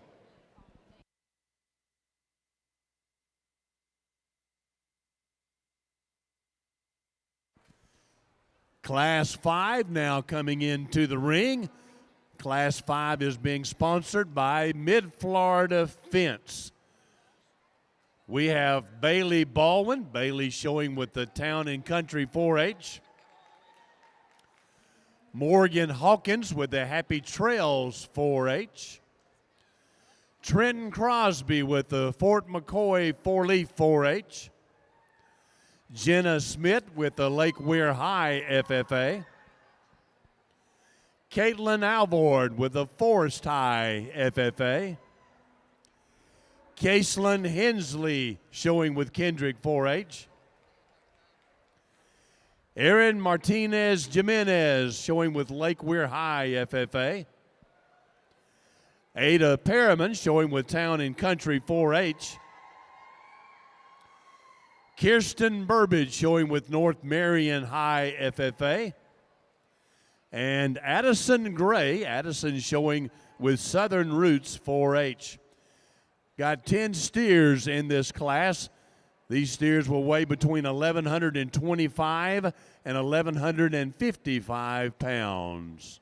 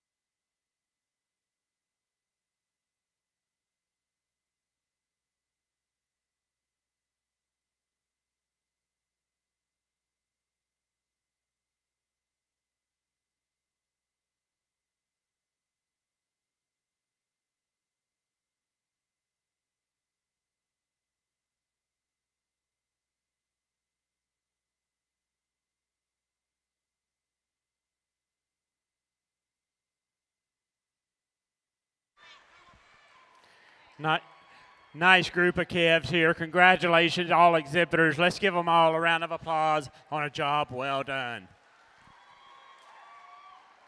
I'm going to go ahead and use the tank of the class, a calf that's just a powerhouse type of a calf. You got more muscle there. You really appreciate that about that. But what really surprised me is when I get my hands on him, he still has plenty of finish on him. I started to sort of get critical of him because he wants to suck up in that flank a little more, but he's still a moderate frame, stout-made calf that when you get on him, he still has some softness to him. You appreciate that about him. I would like to close him in on them shoulders just a little bit. He gets a little coarser up in the shoulder, but I expect that when I get a little more muscle like that. He's a good calf. He's a tank of a calf. Congratulations, young man. Young lady coming in second, probably just a touch nicer balance, definitely a little larger frame type of a calf, but a calf when I started analyzing him just a little more. I like the overall muscle that he had, but I think he got outpowered by the calf that stood in front of him. I'd like him just to be a touch softer if I could, but I think you've done a great job with him. He's long-bodied. We'd like to level him up in that hip just a little more, but I still think he's a good calf to work with. I just simply think he got outpowered by the calf in front of him. Congratulations. Next, we're going to come in with a calf here. That's what I call a Packer preferred type calf. A calf that puts it all together. When you talk about muscle, you talk about finish. Probably the most optimum finish calf in the class. A calf that has plenty of gut to him, plenty of depth to him. We just have to get a little more balance and eye appeal to him to make him go further in the class. I'd like to level him up in his hip. He wants to get a little steep out of his hip. Lengthen him up in that front end, but when you get right behind him, he still has muscle to him. He still has finish. He's a carcass susceptible type calf for me. Congratulations. Next calf we have here in line, another calf that has some muscle shape to him. You appreciate that about him, but I just don't think it has enough softness over him to move him up higher in the class. I like to make him a little softer handling. That helps with the yield grade in some aspects, but also I like the depth of body that he has. I like the spring of rib that he has, and that's where he's going to beat the next calf here in the line. The white calf is definitely a calf that has some shape of muscle. He has some depth. He just gets tight out of that top. He comes flat instead of have that spring of rib to him. He just doesn't have that finish. He's really a hard handling type calf when I get over his rib, down over his forerib. I just like to go ahead and get some more finish to him, but still a nice calf that has some bone and has some structural correctness. The next calf we have here in line is a calf that you appreciate the overall length and extension that he has, but a calf that gets outpowered by the other calves that stood in front of him, turned to overall muscle base width to him. I'd like to take this calf, get him a little stronger in that top. I'd like to get a little more finish on him. And then when you see him move, he wants to turn off of both hind legs. I like to get both them feet facing forward as he travels. But still, he's a nice calf that got a lot of gut to him. I appreciate that about him.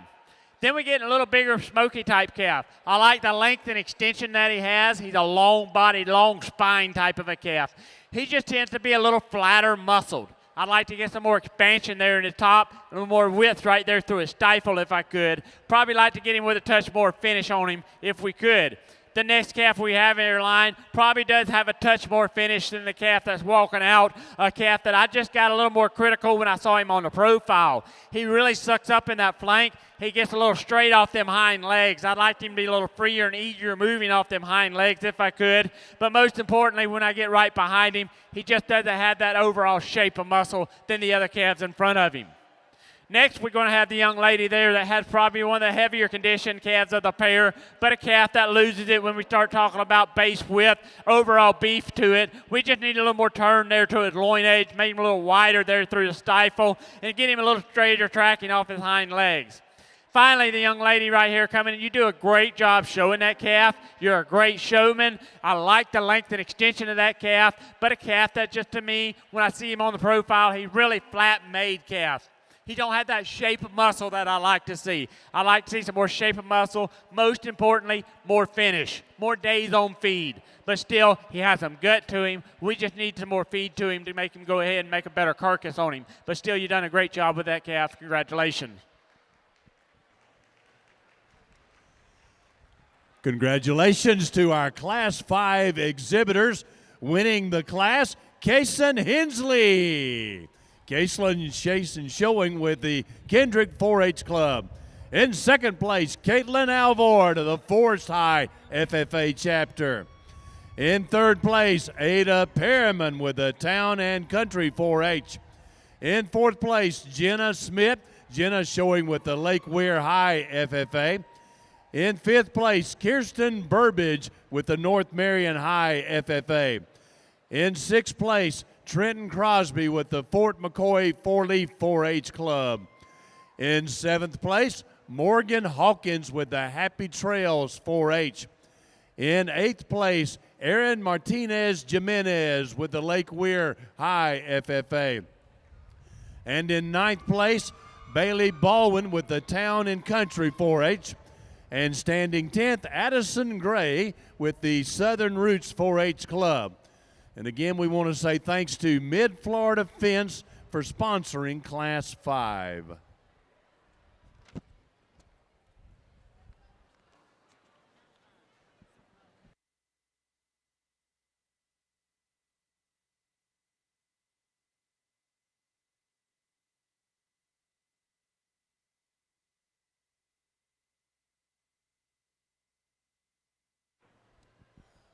We have Class 6 in the ring tonight. Class 6 being sponsored by 3G Cattle Company. Sam Love with the Bellevue Bald Eagles. Lucas Bukovic with the Bellevue Bald Eagles as well. Kimberly Whitehead showing with the Dunellen Middle FFA chapter. Jonah Westgate. Jonah showing with the Trinity Catholic FFA. Cameron Satterfield, Cameron with the Lucky Learners 4-H. Wyatt Nichols, Wyatt showing with Town and Country 4-H. Travis Kiger, Travis representing Southern Roots 4-H. Michaela Lowry with the Kendrick 4-H Club. Kyler Poole with Trinity Catholic FFA. And Matthew Sapp with the Grandview 4-H Club. 10 steers in this class. The weight will range from 1160 to 1,200 pounds. Earlier today, as these calves came in to be weighed, they were also ultrasound to determine their back fat. And Marion County Farm Bureau sponsors that ultrasound. And so we just want to give a shout out to the Marion County Farm Bureau for their sponsorship of the Southeastern Youth Fair and the ultrasound portion of today's contest.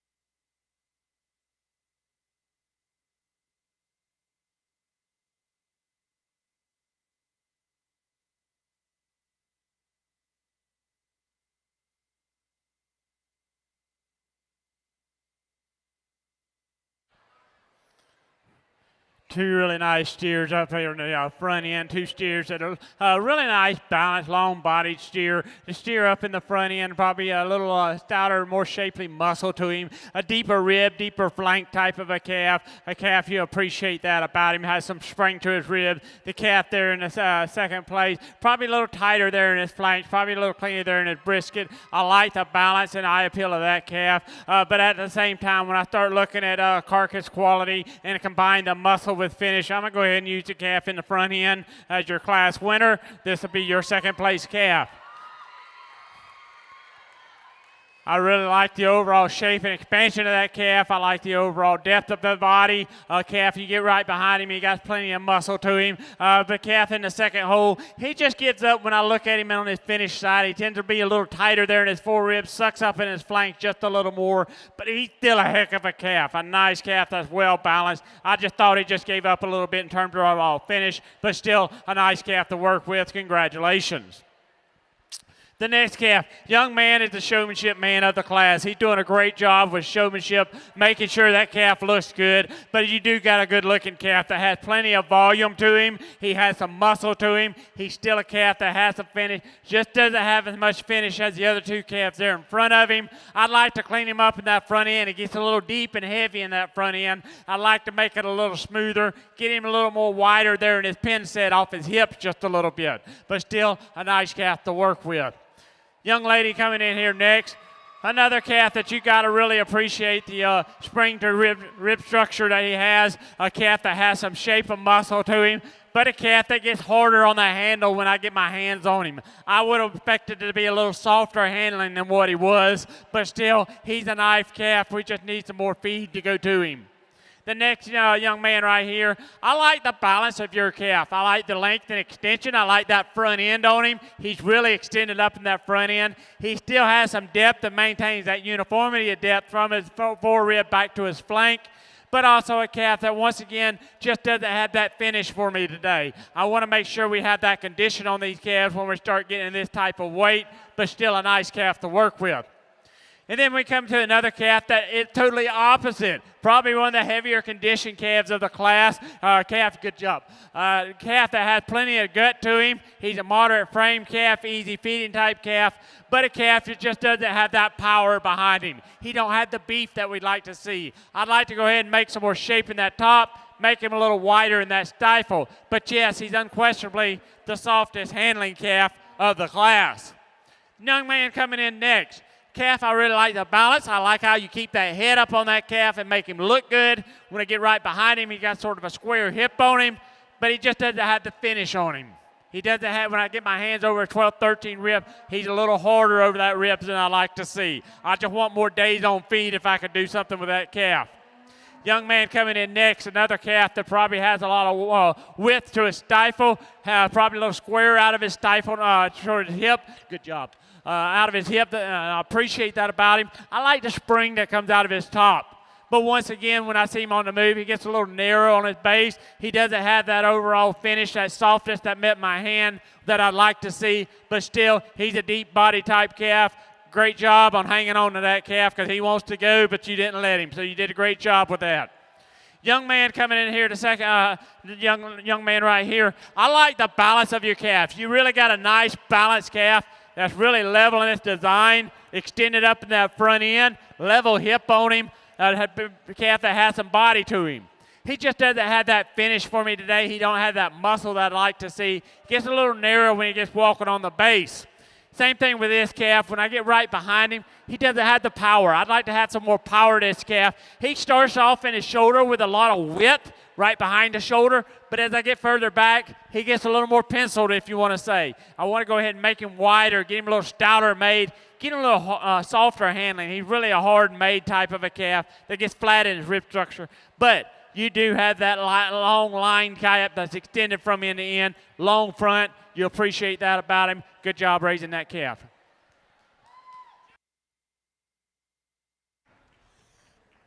Congratulations, Class 6 exhibitors, and a special congratulations, Kimberly Whitehead from the Dunellen Middle FFA wins the class. Standing second, Cameron Satterfield of the Lucky Learners 4-H. In third place, Wyatt Nichols of the Town and Country 4-H. Standing fourth, Michaela Lowry of the Kendrick 4-H Club. In fifth place, Jonah Westgate of Trinity Catholic. Standing sixth today, Travis Kiger of the Southern Roots 4-H. In seventh place, Sam Love with the Bellevue Bald Eagles. In eighth place, Kyler Poole with the Trinity Catholic FFA. In ninth place, Lucas Bukovic with the Bellevue Bald Eagles.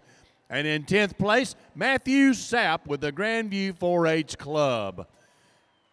We want to say thanks to the 3G Cattle Company. They are our sponsors today for Class 6 3G Cattle Company. Class 7 now coming into the ring. Class 7 is sponsored by Farm Credit. We have Ashlyn Wan of the Vanguard High FFA. Haley Jonas showing the Bellevue High Junior FFA chapter steer. Harper June Dominy of the Kendrick 4-H Club. Hannah Hawk of the Vanguard High FFA. Madison Schaefer showing for North Marion FFA. Isaac Hutto showing with Cracker Country 4-H. Michael Baldwin with the Town and Country 4-H. Bryce Four showing with Trinity Catholic FFA. And Callie Ray Cassidy showing with Majestic Oaks 4-H. Again, we say thanks to Farm Credit for sponsoring Class 7.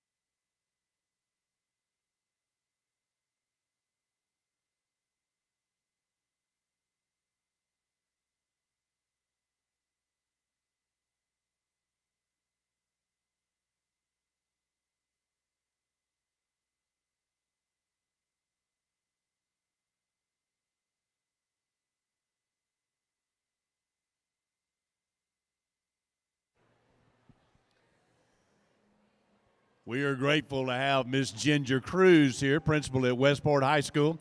Miss Cruz, thank you for coming and supporting the youngsters tonight. We really appreciate you. Thank you.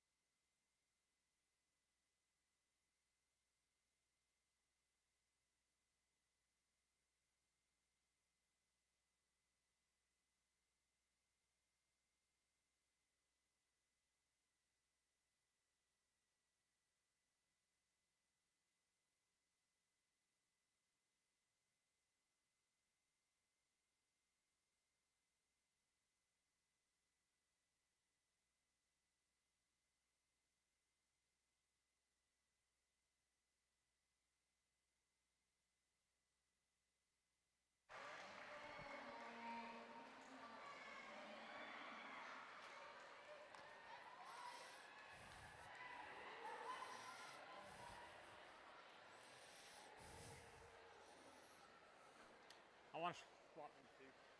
Swap them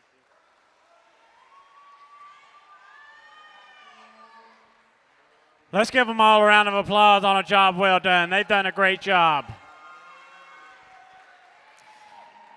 The calf we're going to start the class off with, he's a combination calf. When you start talking about overall muscle, finish, he's a lot softer than I thought he ever would be when I got my hands on him. I really appreciate that about him. He's still long, extended up through that front. He's still moderate frame. What would I want to change about him? his hind legs. When I see him on the move, I want him to get a little freer and easier striding off them hind legs. But when you start talking about muscle power with some condition there, he wins the class pretty easy. Congratulations. Young lady coming in next, another really nice steer. When I get right behind me, I got really impressed. I was like, that steer don't have as much, but when I got right behind him, I was like, whoa, wait a second here. We really got a lot of width there to his top, got a lot of width there to his stifle just a little bit. Probably a little heavier condition than I'd like him to see, but I like the overall extension of the front end on him. I want to drop him down in his flank. He gets a little tighter up their flank, a little more restricted in his movement. I'd like to get a little bit more foot size on him if I could. But still, when you start about a carcass calf, I think he sort of brings up to the top pretty easy. Congratulations. Young lady coming in here next is a calf that you got to really appreciate. That's okay. You've done a great job. So, the calf coming in here next, I like the overall balance of your calf. Really a nice balanced type calf that's level from top, really extended that front end, lays in sharp and smooth about the shoulder. Just doesn't have that finish as our other two calves. I just need some more days on feed on this calf, especially up over that 12th and 13th rib. But still, when I get right behind him, I got a little more impressed. He has a really nice square hip on him with some width. We just need to open that fore rib up, make him a little softer. Young man coming in next, you got a little softer handling calf than our previous calf, and I give that to you. I like the feel of this calf when I get my hands on him. He just doesn't have the power behind him. When I get right behind, he gets a little more flatter there in the stifle, just doesn't have that overall thickness as our other calves. I'd like to go ahead and expand him in his rib structure just a little more, but I like the depth of ribs that he have. We just need to go ahead and get some more power to him, and I think he'll move up the class just a little more. Nice job raising that calf and feeding that calf. Then we come to a Brayford type calf that I like the muscle on this calf. He has some power behind him, really surprises you as you get behind him. I like the spring, the barrel that he has. He just needs more days on feed. When he gets to this weight, I want to make sure they're getting up there pushing that 4/10 at least. But I just don't think he's there yet. But I do like it when I get right behind him. He moves off his feet and legs really well. The spring of ribs that he got. Probably like to just clean him a little stronger up there in that top, make him a little nicer balance from the profile, but still a good job feeding and raising that calf. Young lady coming in here next, a calf that I appreciate the overall condition that it has. A little softer handling type calf, maybe a little over conditioned for me, getting really heavy in them palms when you get right behind him. Just doesn't have that overall shape of muscle. That's one reason why I flipped him here. I just didn't think they had enough power here compared to the Brayford calf. I want to go ahead and get some more width to him through his stifle, and when he gets on the move, he doesn't have that base of width to him as well. Nice job feeding the calf. Young lady coming in next, great showman. You make that calf look good. I like the front end of that calf. Has some muscle to him, but has no finish. I just need some more finish on this calf. And that's when she started walking away. I know she's a little disappointed, but I won't finish when we start getting this weight calves. But I love the balance of that calf. You got a beautiful calf. Young lady coming in here next, the Brangus type calf, really a calf that probably had to touch more finish than our calf before, but just doesn't open up with that eye like the other calves. Gets a little flatter there in its overall makeup, but still a nice calf that has plenty of depth to him. Young lady does a great job hanging on to him. Congratulations, lady. Finally, we come with a calf that got plenty of muscle, plenty of condition to him. A calf that, without a doubt, is probably going to grade in the choice grade, but a calf that just doesn't have that beef to him. I want some more width there in the loin, starting behind the shoulder, back through the center lower portion of the stifle muscle. And if I could, drop him down at his flank, get him a little freer, easier moving off them hind legs. But still, he's a good calf that's going to grade out really well. Congratulations on raising that calf. He's still a nice calf. Let's give them all one more round of applause on a job well done. Congratulations, Bryce 4 of Trinity Catholic winning Class 7. Standing second, Madison Schaefer showing the North Marion High FFA Chapter Calf.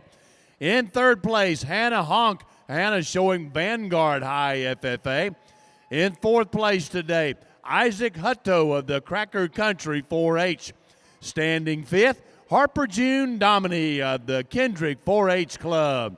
In sixth place, Callie Ray Cassidy of the Majestic Oaks 4-H. In seventh place, Ashlyn Wan of the Vanguard High FFA. And in eighth place, Haley Jonas showing the Bellevue High FFA chapter. And in ninth place today, Michael Baldwin with the Town and Country 4-H. Again, we want to show appreciation to Farm Credit for sponsoring Class 7. Class 8 now coming into the ring. Class 8 is being sponsored by Southern Pro Fence and Gate. We have Cayman Poole, Cayman representing Trinity Catholic. Cora Taylor, Cora showing with Town and Country 4-H. Natalie High with the Kendrick 4-H Club. Elias Gill, Elias showing with Majestic Oaks. Rex Roner, Rex showing with North Marion High FFA. Kaylin Tyson, Kaylin showing with Town and Country 4-H. Hannah McCollum, Hannah showing with the Southern Roots 4-H. Ariana Altman, Ariana showing for Cracker Country 4-H. Representing Dunellen Christian Academy, Cooper John Alt. Alyssa Barnes with the Happy Trails 4-H. And showing with Fort McCoy 4-Leaf 4-H, J.C. Warner. Have 11 steers in this class. They'll average between 1,230 and 1,250 pounds.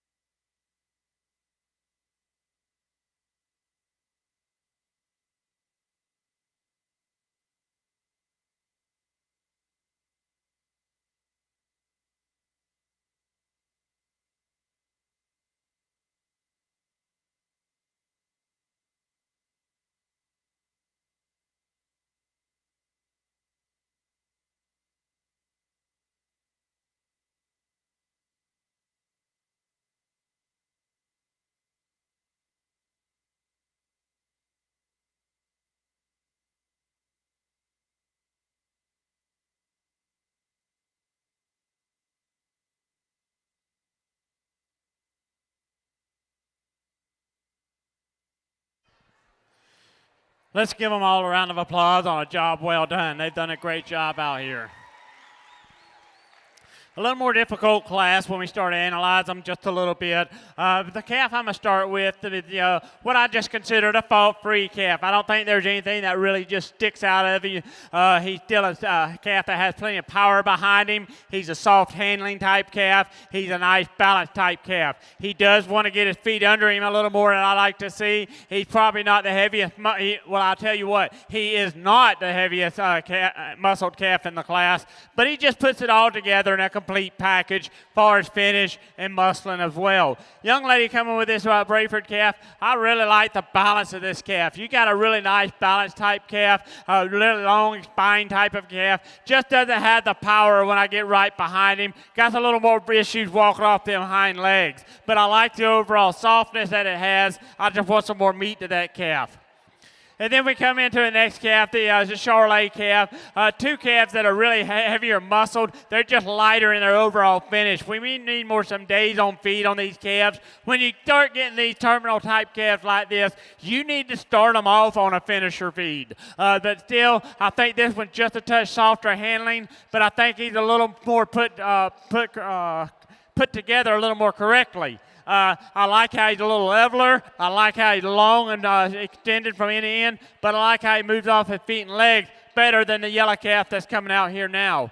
He's the powerhouse calf of the class. He does have the most muscle of any calf in here, but he's a calf also that has some balance issues. I want to get him a little stronger in that top. When he stands there, he gets easy in that top. Open and coarse in that shoulder. Just doesn't have that finish over that rib structure that I'd like to see. I'd like to go ahead and get a little more finish there and get a little more expansion there in his forerib. Still a stout design type of calf. We just need some more overall balance and some more finish to him. Good job. Young lady coming out here next. The Brayford, the Tiger Stripe Brangus type calf is a calf that is a heavier finish type calf. Gives up in terms of overall power, but he does have that carcass merit to him that he should grade well on the carcass roll, and he also has a lot of depth and dimension to him, a lot of expansion in that rib structure. We just need some more muscle in this calf to make him move further up the road.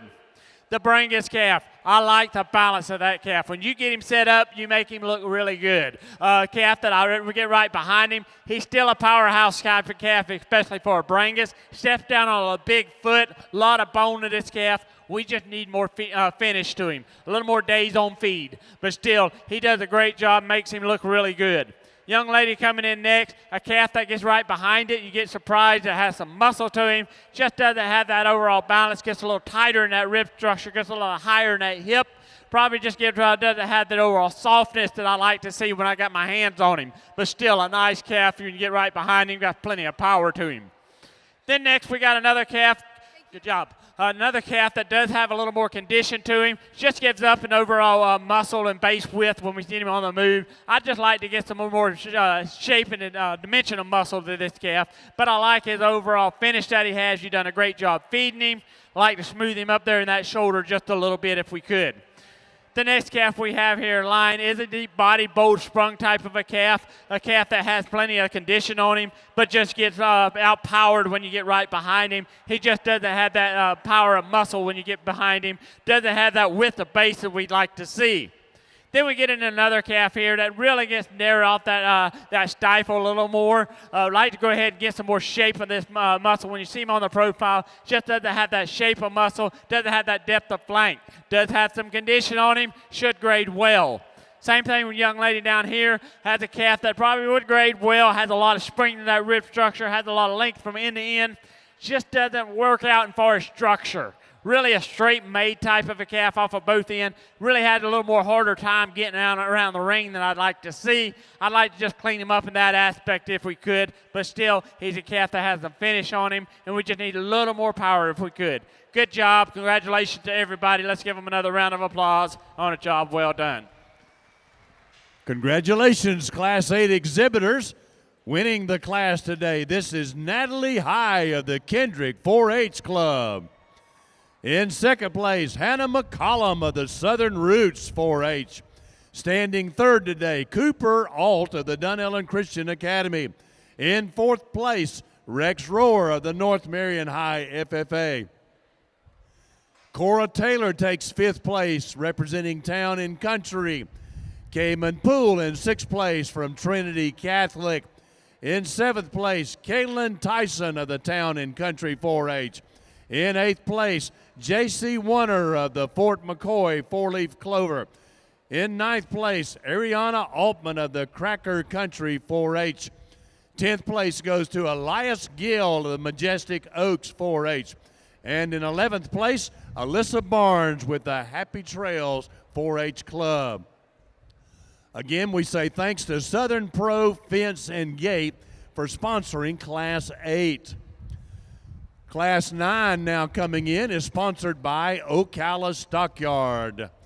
We've got Victoria Paradiso with the Lucky Learners 4-H. Savannah Sant with the Majestic Oaks 4-H.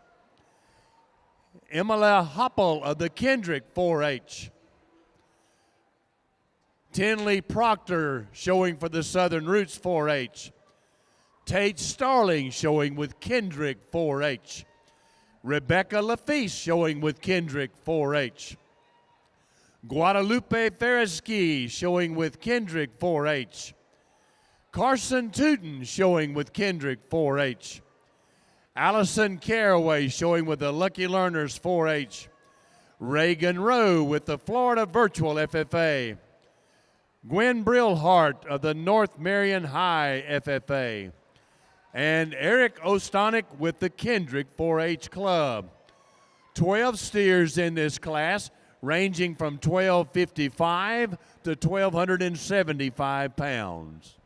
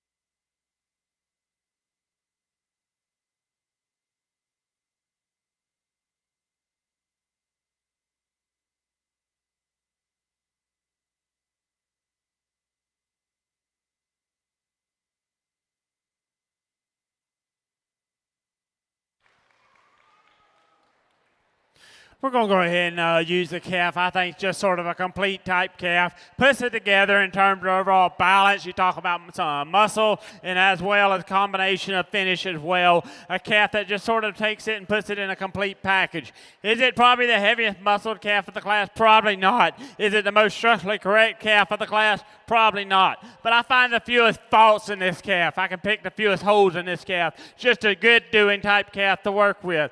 Young lady with the body calf, this was a calf that caught my eye when she came in the ring. Did a great job when he walked around, handled well. I just didn't think it balanced out as well as the calf there in front of it. Sucks up in the flank just a little more. Probably just going to have the much shape of muscle, but still, he's a nice calf. Some judges would go different ways with it. I just felt that the other calf was more complete. I found more holes in this calf than the other calf. You still got a great calf. Congratulations. Next, we got another calf here that's really level in its overall design. You appreciate the levelness that it has. A calf that still has some shape of muscle that ties it down into its hock off of its stifle. A calf that still has some finish to him as well. When I look at his brisket, tend to be full in that brisket. You appreciate that about him. I just want to extend his front end, make him a little smoother in that shoulder if I could, but still a nice calf to work with. Another larger frame, longer body type of a calf that has plenty of depth to him. You appreciate that about him, but I think he gets outpowered when we start talking about condition. Just had that softness to my hand that I like to see. I like this calf to have a little more depth in that flank, a little more cod showing as well. Also right there in the tail head, just doesn't have that fat deposit showing like I'd like it to. But still, I like the length and extension it has. It's a nice balanced calf. You keep that head up on him, you make him look good. You do a great job showing him. The next calf we have here in line is a calf that I like the overall shape and expansion of rib structure that he has. I like the muscle that he has. He's a finished calf, but I hate the way he walks off them hind legs. Just has a little more problem moving them hind legs than I'd like to see, but I like the barrel on this calf. I like the depth on him. She does a great job showing. She would be my showmanship lady out here today, but I just want to get him moving off them hind legs a little better than what I see. Then we come with the Charolais calf, another calf that combines that softness, congratulations, that softness also with muscle, but you see him having a lot more issues walking off them front legs and hind legs. Really straight up in that shoulder, really straight off them pasterns off the back rear legs. But when we go to the carcass, that won't matter. He's going to rib open with a very large eye, still going to have some condition on him. I just have issues using a structurally incorrect calf up in my top pair. But still, he's a powerhouse type of a calf. We just need some more angulation in the shoulder, some more flexibility off them rear legs just a little more. The next calf we have in line is a Charolais type yellow calf that has some depth to him. He has some condition on him. He's the heavyweight calf of the class.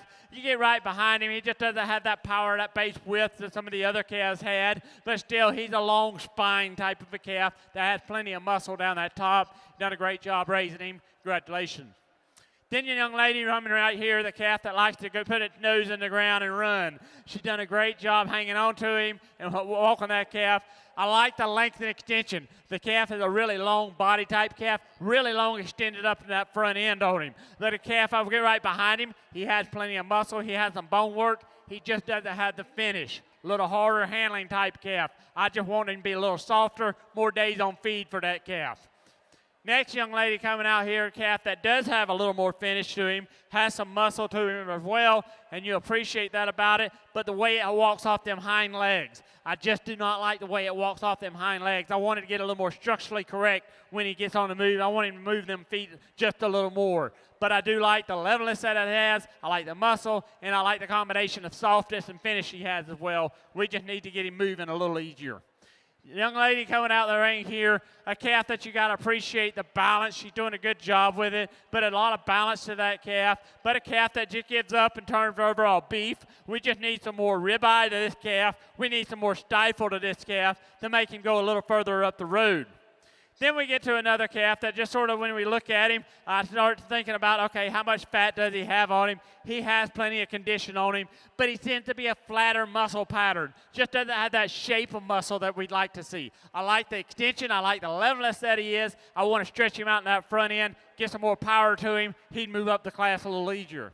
Young lady rounding the class out. I like the overall front end on your calf outlay and sharp and smooth about the shoulder, but I just don't like the overall base width. He really begins to be the narrow base calf, just that it had that meat, if you want to say. The beef is what we're looking for. But still, you've done a great job showing him and raising him. Good job.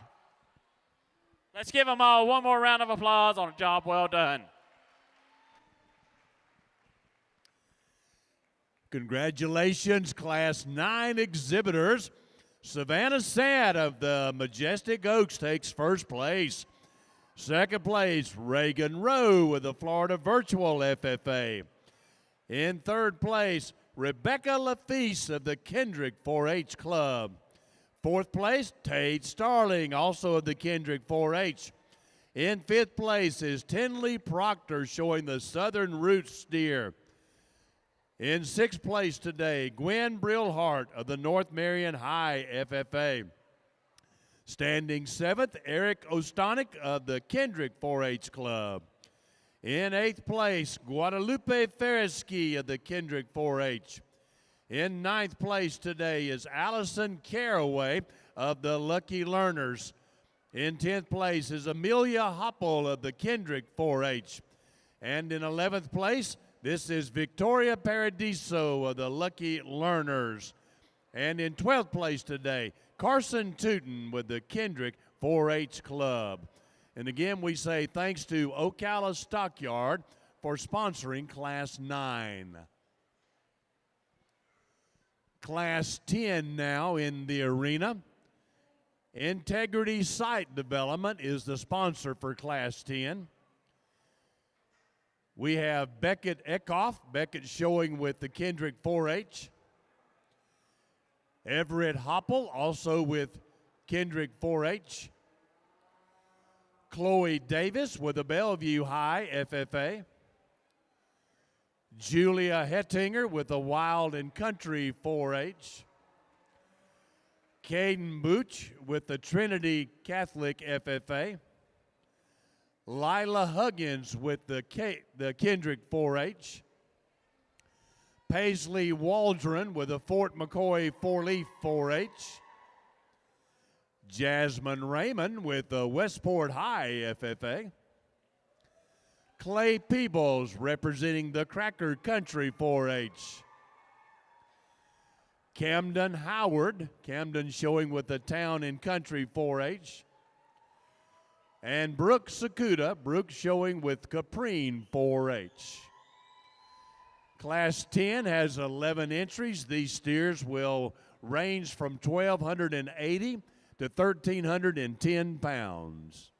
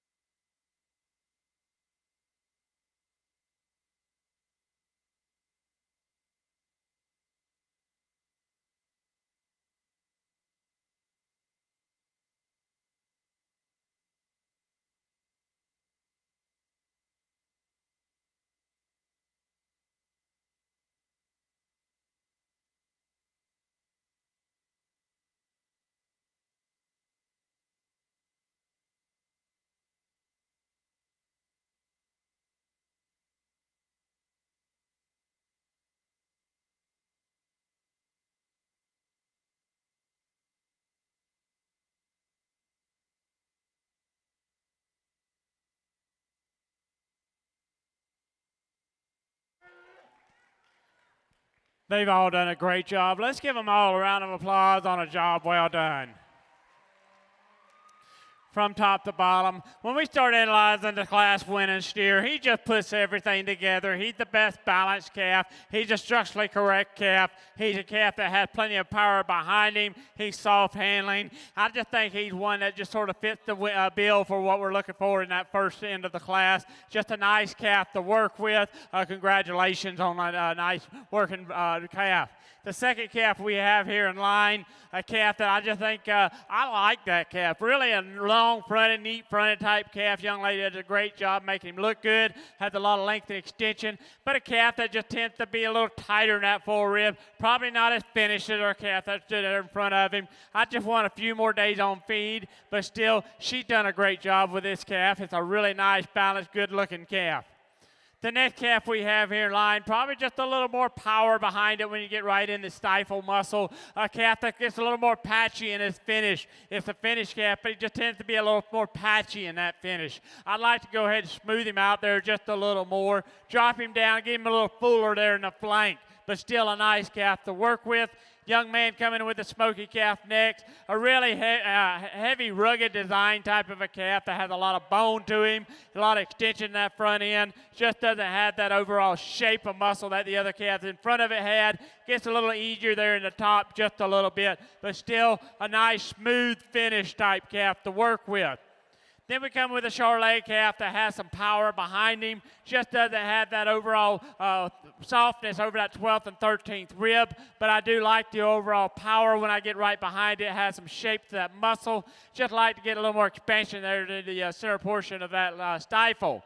Then the black calf that's following out, a calf, when you see him on the move as he goes out, watch him how he drops that pin set just a little bit. He gets them feet under him a little more than we'd like to see. He wants to roach up in that top more than we'd like to see. The calf coming in here next is a big barrel, deep-bodied calf, and I appreciate that about him. But a calf that gets up in terms of overall muscle. We're in the beef business, so we got to have that muscle to him. But you've done a great job feeding that calf. Plenty of condition there. Young lady coming here next, you do a great job showing this calf. I like the calf when I get from behind. He still has some shape atop, got some finish, but he's really straight off of them hind legs, just a little more, sucks up in that flank a little more I'd like to see, but still he does a great job showing and making him look good. The next calf we got coming in is a calf that just gets up in terms of overall condition. Just doesn't have that finish for me today. When we're getting this weight, they better have some finish for me. But I still like the overall thickness that it has. It's a calf that has some power when you get right behind. Then another rugged design, heavy bone type of a calf. Once again, just a little harder, firmer to the touch. We just need to make it a little mellower if we could, get some more finish on that calf. And then finally rounding out the calf, a calf that just sort of just gets outpowered by the other stuff in front of it. Don't get discouraged. The calf is a long body, more skeletally extended type calf, but just really the narrow base calf of the class. Just doesn't have that beef compared to everything else. We just want to go ahead and get some more width there if we could. Congratulations to everybody. Let's give them one more round of applause on a job well done.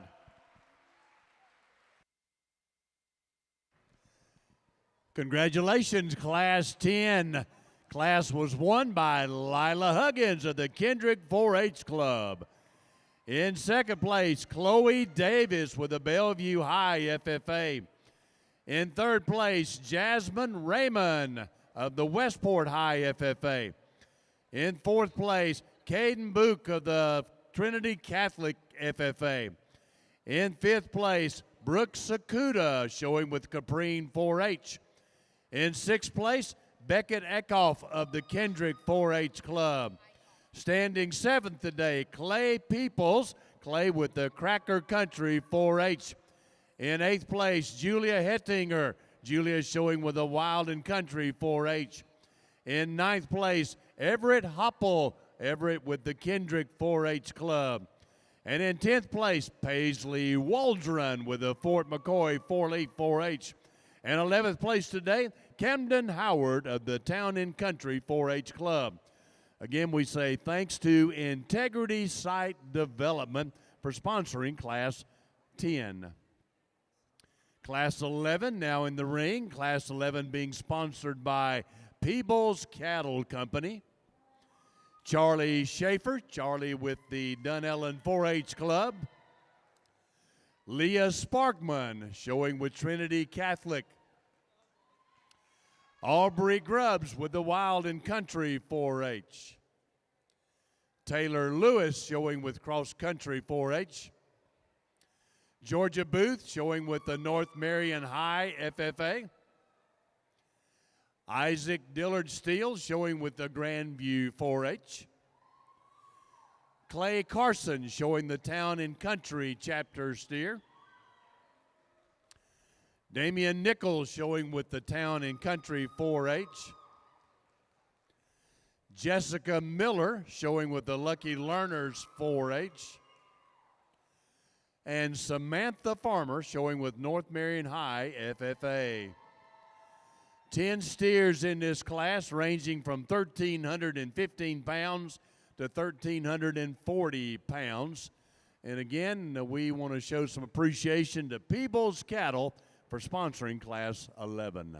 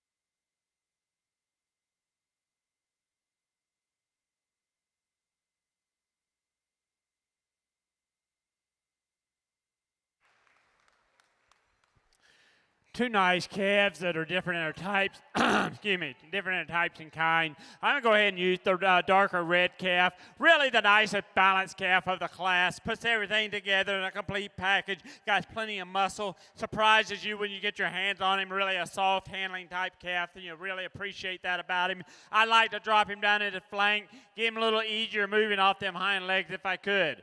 The second calf is definitely a calf that I think more pound muscle in him, a calf that has a lot of length and extension to him, but a calf that just doesn't balance out as well. Gets a little easier in his top, gets a little tighter in his forerib, wants to get a little rounder in his hip. I like the overall power that he has. He still has some finish and could use some more, but I still think he's a good calf, easy second place calf to go with. Then we come to another calf here in line that still just gets outpowered by the two calves that stood in front of him. Still a nice calf to work with. Probably would like to see a little more condition over his forerib, over his top, but at the same time, he still has some muscle, has some tail pongs there. He got some cod fat, got some brisket. So he tells me he has plenty of finish on him, but he just simply got outpowered by the other two that stood in front of him. Then my sleeper calf for a lot of people. A lot of people may not see this calf, but really surprises me when I get right behind him. Has plenty of power to him, has plenty of shape of muscle to him, and he's really a little softer than what I thought. And I appreciate that about him. And that's sort of what moved him up this class just a little more.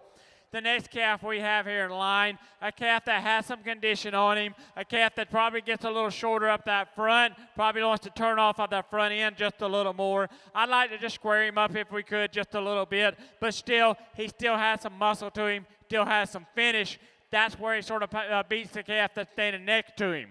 This calf, the black calf, does have some finish over his top, but he's really patchy in his finish. It's not a smooth finish that I like to see. I'd like to see some more ribeye to him, some more top. I'd like to make him thicker ended if I could. When I get right behind him, he just doesn't have that width of the stifle that I like to see. But still, you do a great job showing him. He's a well-balanced calf, and you make him look good. You've done a great job with him.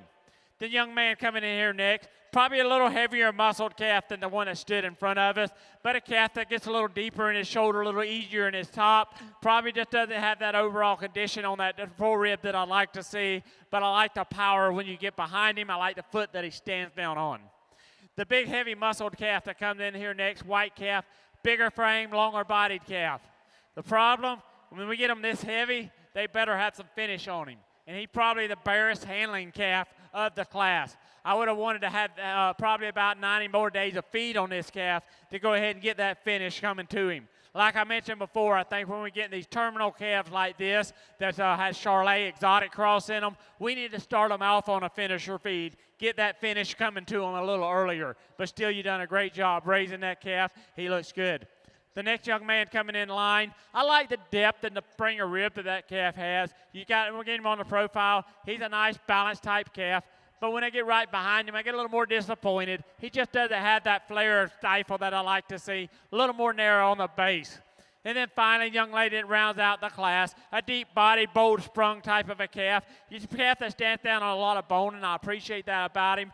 But a calf that also tends to be the narrow base calf of the class. I just want some more base width, which is what muscle is what holds that base apart. Just make him a little stouter made if we could. But you've done a great job showing it. Congratulations, everybody. Let's give him one more round of applause on a job well done. Congratulations, Class 11 exhibitors, winning the class tonight. Taylor Lewis of the Cross Country 4-H Club. In second place, Charlie Schaefer of the Dunellen 4-H Club. In third place, Samantha Farmer of the North Marion High FFA. In fourth place, Georgia Booth of the North Marion High FFA. Standing fifth tonight, this is Clay Carson showing for the Town and Country 4-H. In sixth place tonight, Jessica Miller with the Lucky Learners 4-H Club. In seventh place, Damian Nichols of the Town and Country 4-H. In eighth place tonight, Leah Sparkman of Trinity Catholic FFA. In ninth place, Isaac Dillard Steele of the Grandview 4-H Club. And in 10th place tonight, Aubrey Grubbs of the Wild and Country 4-H. And again, we say thanks to People's Cattle Company for sponsoring Class 11.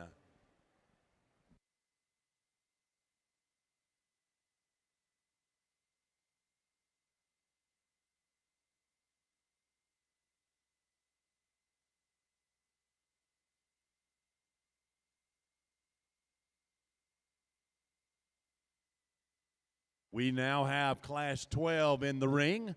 Class 12 being sponsored by Seiler Farms. Have James Peebles with Cracker Country 4-H. Peyton Tootin with the Kendrick 4-H Club. Carson Lawrence showing with the Dunellen High FFA chapter. Evelyn Hutto with the Bellevue Middle. Marketing Corbin with the Lake Weir High FFA. Matthew Wetherell with the Kendrick 4-H. Kipton Eichhoff showing with Kendrick 4-H.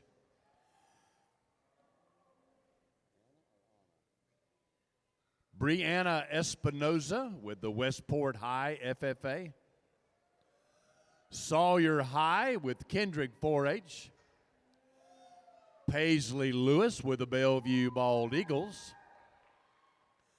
And Parker Varney, Parker showing with the Kendrick 4-H Club. 11 steers in this next to last class. These calves will weigh between 1,350 and 1,375 pounds.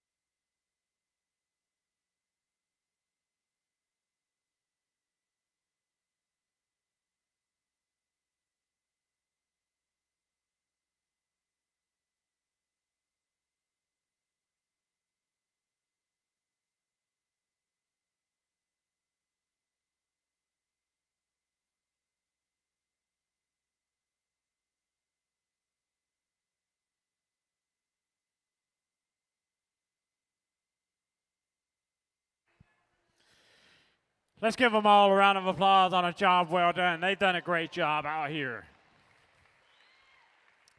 I'm going to go ahead and use what I just think the one that's the fault-free for me. He's the stoutest made. He really appreciates when you get your hands on him, the softer handling calf. He's a bold-sprung, deep-body type of a calf that still maintains a moderation of frame. Just a good-doing calf that sort of wins the class pretty easy.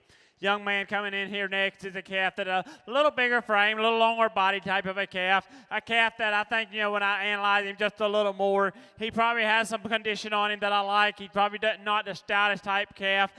Some judges could have swapped these two calves right here, but I went ahead and put him. I just thought he was a little softer handling than the yellow tinge calf.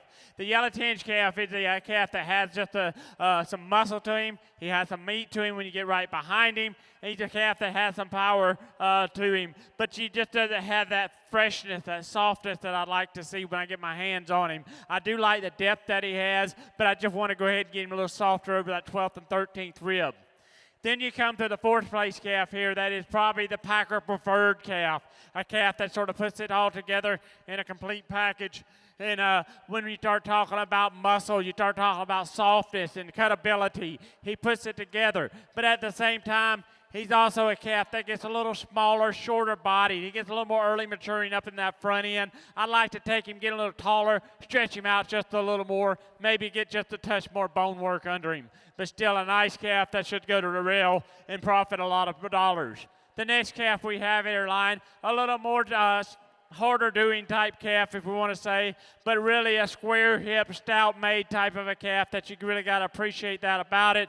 A calf you got to appreciate the balance that he has. But we just need more days on feed for that calf. Then we have the Charolais smoke calf that comes about here, a calf that I appreciate when I get right behind him. Has a little more turn to that loin eye. I appreciate that about him. I like the shape that he comes out of his rib structure with. He just gets a little harder, a little firmer to the touch when we start talking about overall finish on him, but he's still a nice calf to work with. The young lady's done a great job growing that calf.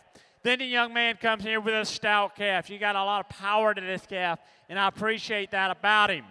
And I analyze him a little deeper, he tends to be the harder handling type calf. He just doesn't have that feel, that softness I like. I like the more days on feed. Then when I get off the profile, he gets a little easier in that top. I like to get him a little stronger there in the top if I could. But still, you talk about power, you got some power behind it, and you can't criticize him for that. He's done a great job feeding him. The next calf we have here in line, a deep body, bold sprung type of a calf, and you really appreciate that about him. I like the turn to his quarter. But when I get exactly behind him, he really gets a little more narrow there right in the stifle. I'd like to widen him up there in the stifle, give me a little more shape there if I could. Same thing with the young lady coming in, or young man coming in here next. I really like the overall stoutness, and when you got to turn the ribs that he has some shape there. But at the same time, when I see him on the move, structural correctness starts playing a part of this. I want to see him move out just a little more. He gets really round out of that hip. He just doesn't move like I'd like to see. I want to get some more structure in this calf if I could. But still, we like the overall finish and the balance that he has. The next calf we have here in line, I like the length and extension. I like the squareness that he has. He just doesn't have the power. He doesn't have the beef. Gets a little flatter there in his stifle than I'd like to see. I'd like to go ahead and just widen him up, make him a little wider on his base as he moves out. And then finally, young lady comes out, rounds out the class. Once again, a calf that's probably a little harder over that rib loin eye that I'd like to see. Gets a little straighter off that front end and off that hind end. I'd like to get a little more base width when she gets on the move, but still, the nice front end on that calf. Done a great job showing and raising that calf. Let's give them all one more round of applause on a job well done.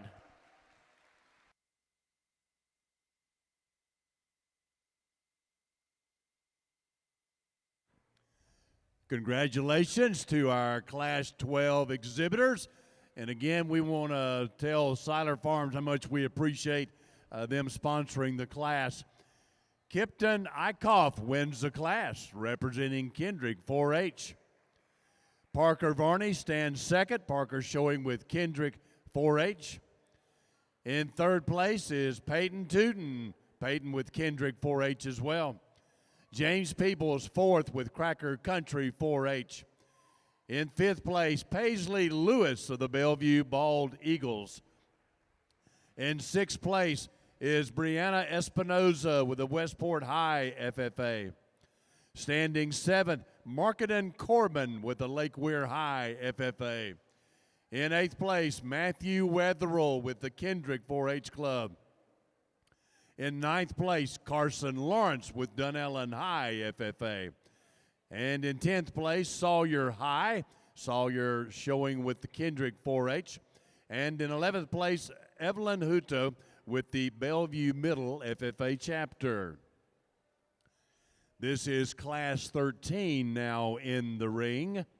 Class 13 being sponsored by Tootin Incorporated. Brant Cagle. Brant is showing the Lake Weir High FFA chapter calf. Luke Tootin is in this class, showing for Kendrick 4-H. Aiden Permar showing with Kendrick 4-H. Mason Weatherall also with Kendrick 4-H.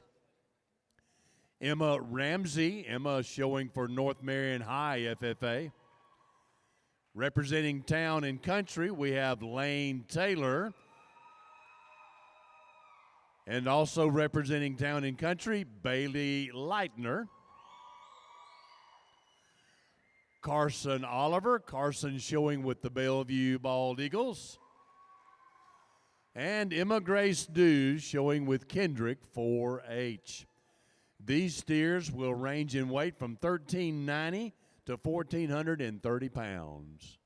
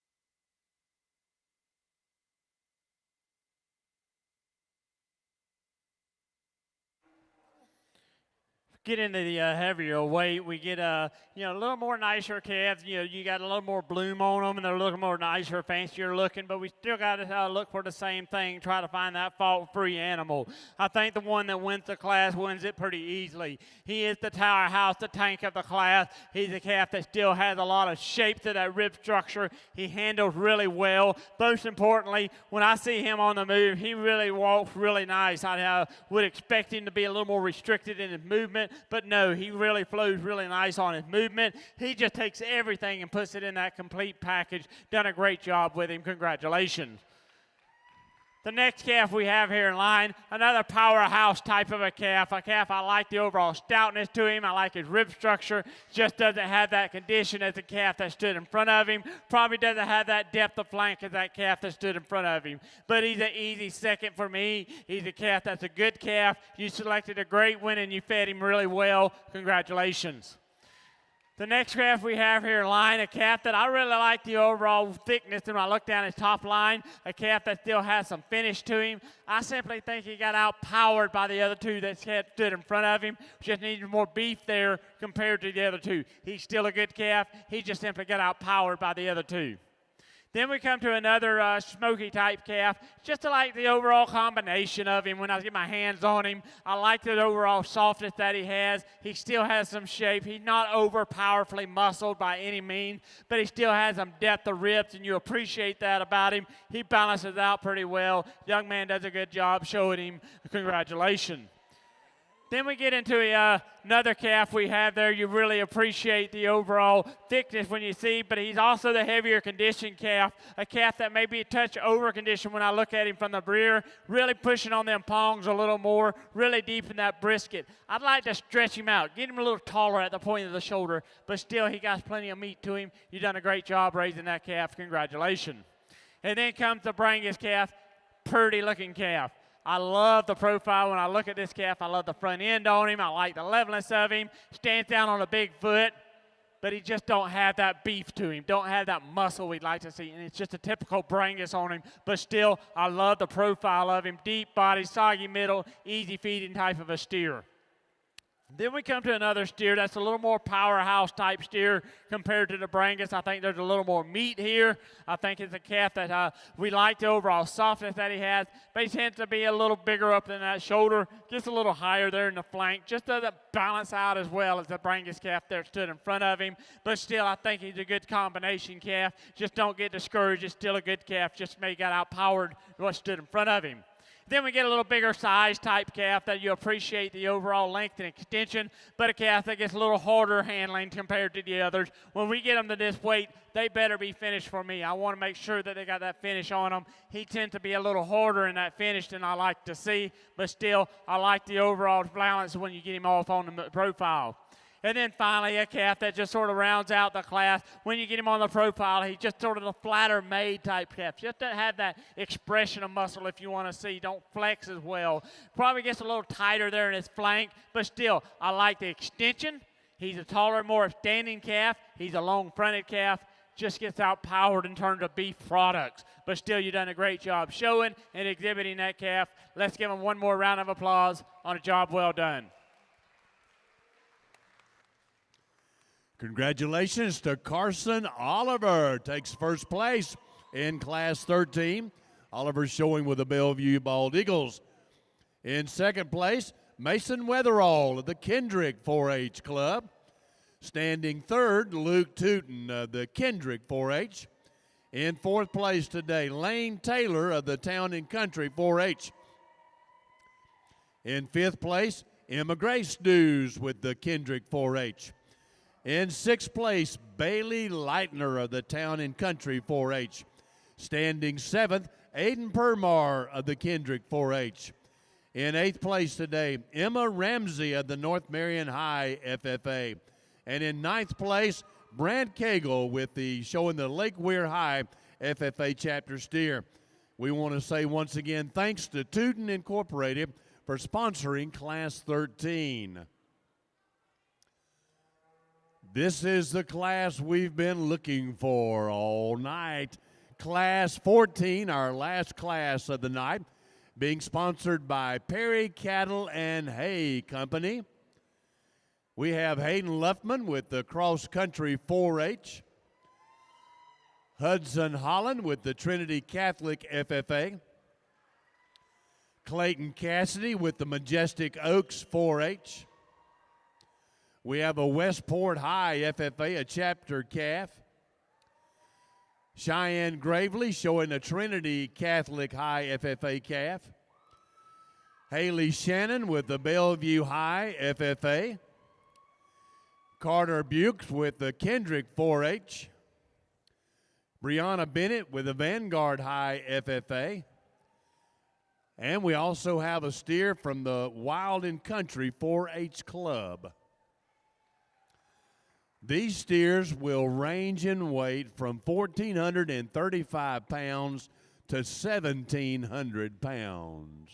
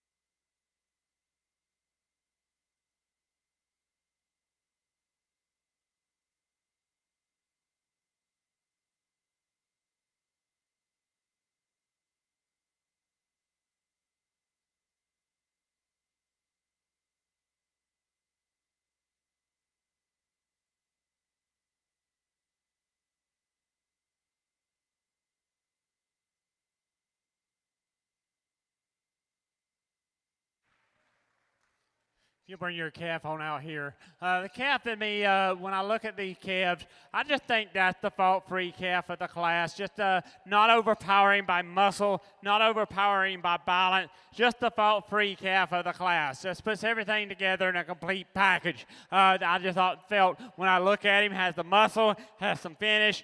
This weight, they better have finish. But I just felt they put everything in that complete package I'm looking for. The young man with the next calf here, still a stout design type of calf, had plenty of power to him. Gets a little deeper open in that shoulder, and I like to see it a little shorter in that front end. He wants to suck up in the flank just a little more. But still, I think he's a nice calf that got plenty of power. He still has some finish to him as well. Then we come with the heavyweight calf, a calf that you really got to appreciate the depth and body that he has, but he's getting too big. And when we start hitting the 900, 950 pound carcass weight, they start docking you on the price of that weight. But still, you're talking about a soggy middle type of a calf that has some finish. He's really a deep, soggy middle calf, and you got to appreciate that about him. Then we got the smoke calf that's coming in next. Another calf that really has to appreciate the overall length and extension of this calf. He has some shape and muscle there through his quarter. Calf that has some finish, but he just gets short and coarse up in that front end, gets deep down in that shoulder I'd like to see. But still, he done a great job feeding him as well. Then we come to another calf that has plenty of power and shape and muscle, and you appreciate that about him. But probably don't have the finish that we'd like to see. Gets round out of that hip, wants to get them feet under him just a little more than we'd like to see. Then we got a young lady coming here with a calf that when we start analyzing him, just gives up and turns overall power, just wants to roach up in that top just a little more, get on her tippy toes when she gets on the move. Then we come with another calf that's a good feedlot type calf that has a lot of boldness, a lot of depth of body to him. Just gets up in terms of power when we start looking right behind him compared to the other calves. Just doesn't have that shape of muscle there and that stifle. But still, plenty of finish to him and still has a good turn to that top. We just want to go ahead and stretch him out just a little more if we could. Then we get a calf that's a little more longer, a little taller, more upstanding type calf, but a calf that gets flatter in overall appearance, doesn't have that shape of muscle in that quarter, but I like the length and extension of this calf. I just want to get some more shape to him, some more base width to him. Then we finally round out the class, a calf that has some muscle to him, a calf that has some bone to him, just doesn't have that balance. Congratulations. Doesn't have that balance. Gets easy in that top. I want to get him stronger there in that top just a little more. Get him a little stronger there. Get him a little smoother there in that shoulder. But still, also probably get a little more base width. But still, nice calf to work with. Congratulations.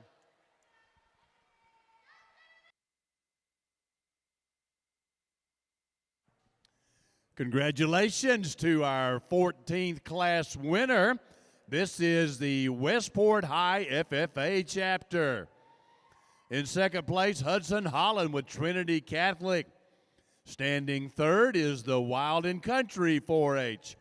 In fourth place, Carter Books with the Kendrick 4-H. In fifth place, Hayden Luffman with Cross Country 4-H.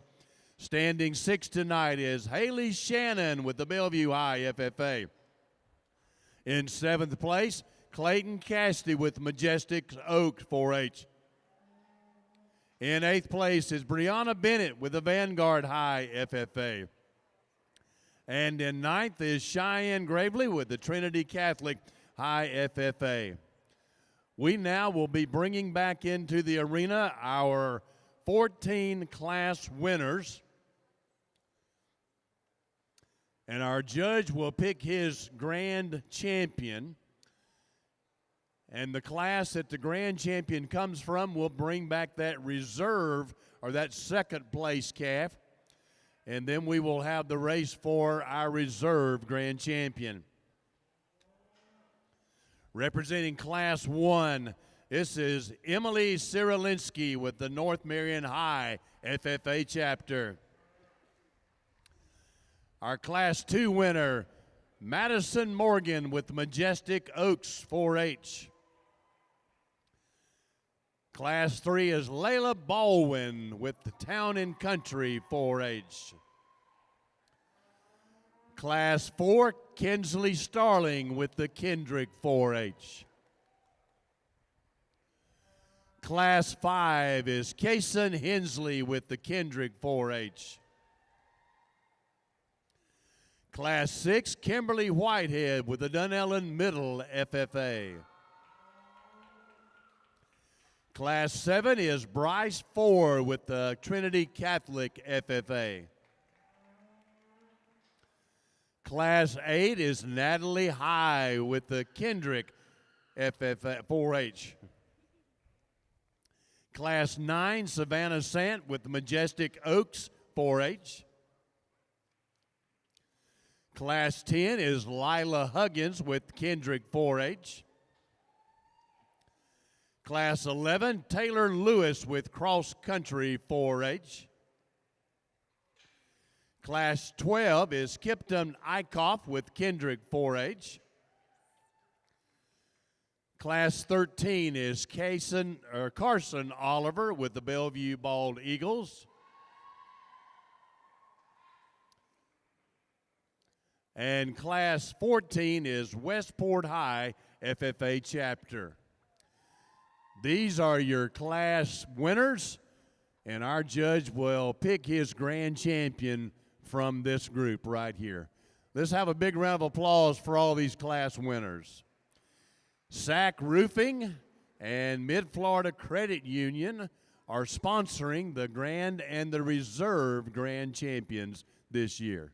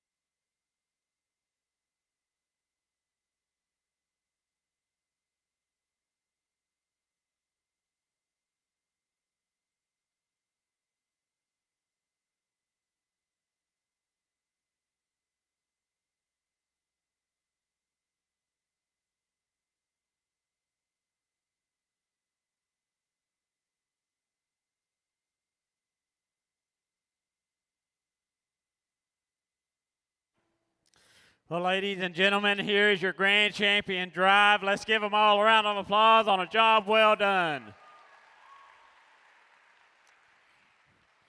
From top to bottom, I think they've done an outstanding job. It's been a pleasure coming here and sorting these calves for you. It's really always interesting when you get all these calves. And it's always fun when they're slick sheared too, because you can see what they actually are and you don't have to worry about anything else. And I think that when you start analyzing them, I'm still going to stick with my fault-free types judging. I like that calf that's going to have that muscle, going to have that finish, still have some structural correctness to it as well. I just like to take everything, put it in that complete package. I don't like to do single trait placing where, hey, this is the nicest balance, he wins, or this is the heaviest muscled, he wins. I think you start shooting yourself in the foot when you do that. You got to take everything in a complete package. We're still taking these calves to carcass, so we want to make sure they have that ribeye and they have some finish on them as well. And we also understand those that are in the cattle business, just because they got a back fat on them don't mean they're going to grade. But that's our only indicator when we're standing here looking at them. A lot of genetics plays a role of that,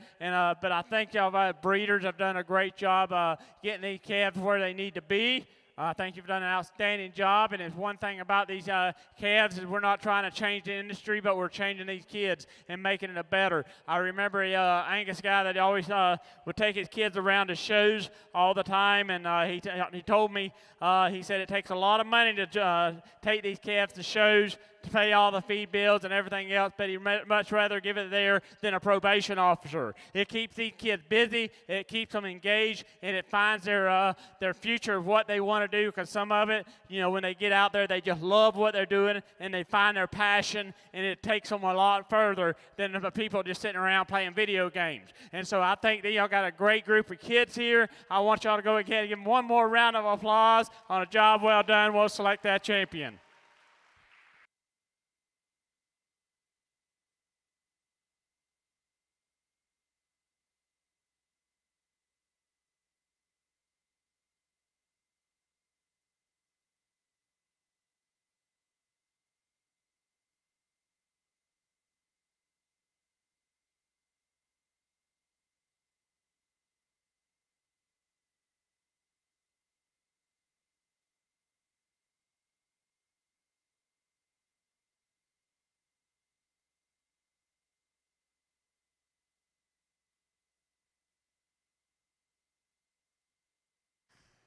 And your grand champion for this year's Southeastern Youth Fair, Carson Oliver, Bellevue Bald Eagles.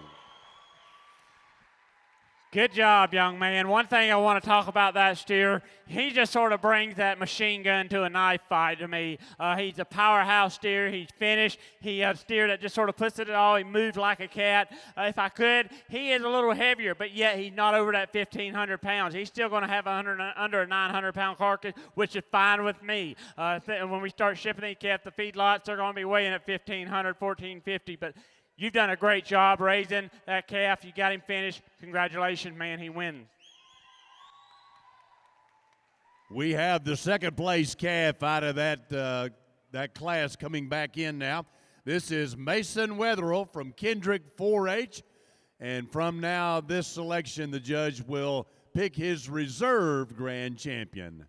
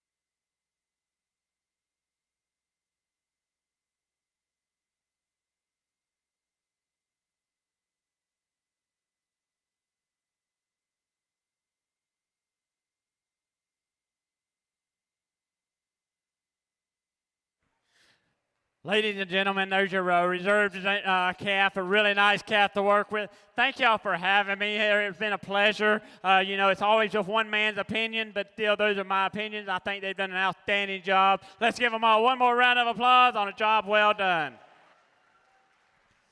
And our reserve grand champion this year, representing Kendrick 4-H, Kipton Eichhoff. Congratulations to you, Kipton. And Carson, congratulations to you, the 2025 Southeastern Youth Fair Grand Champion and Reserve Champion. We want to also say a very special thanks to our judge tonight, Matt Warren. Matt, you've done a great job. Thank you for the way you've sifted through these animals, for the way that you've talked them all. We are grateful to you for being here. Thank you all for coming. Enjoy the time. And remind all of our exhibitors, showmanship begins at 10 a.m. in the morning. We'll see you then at the Southeastern Youth Fair.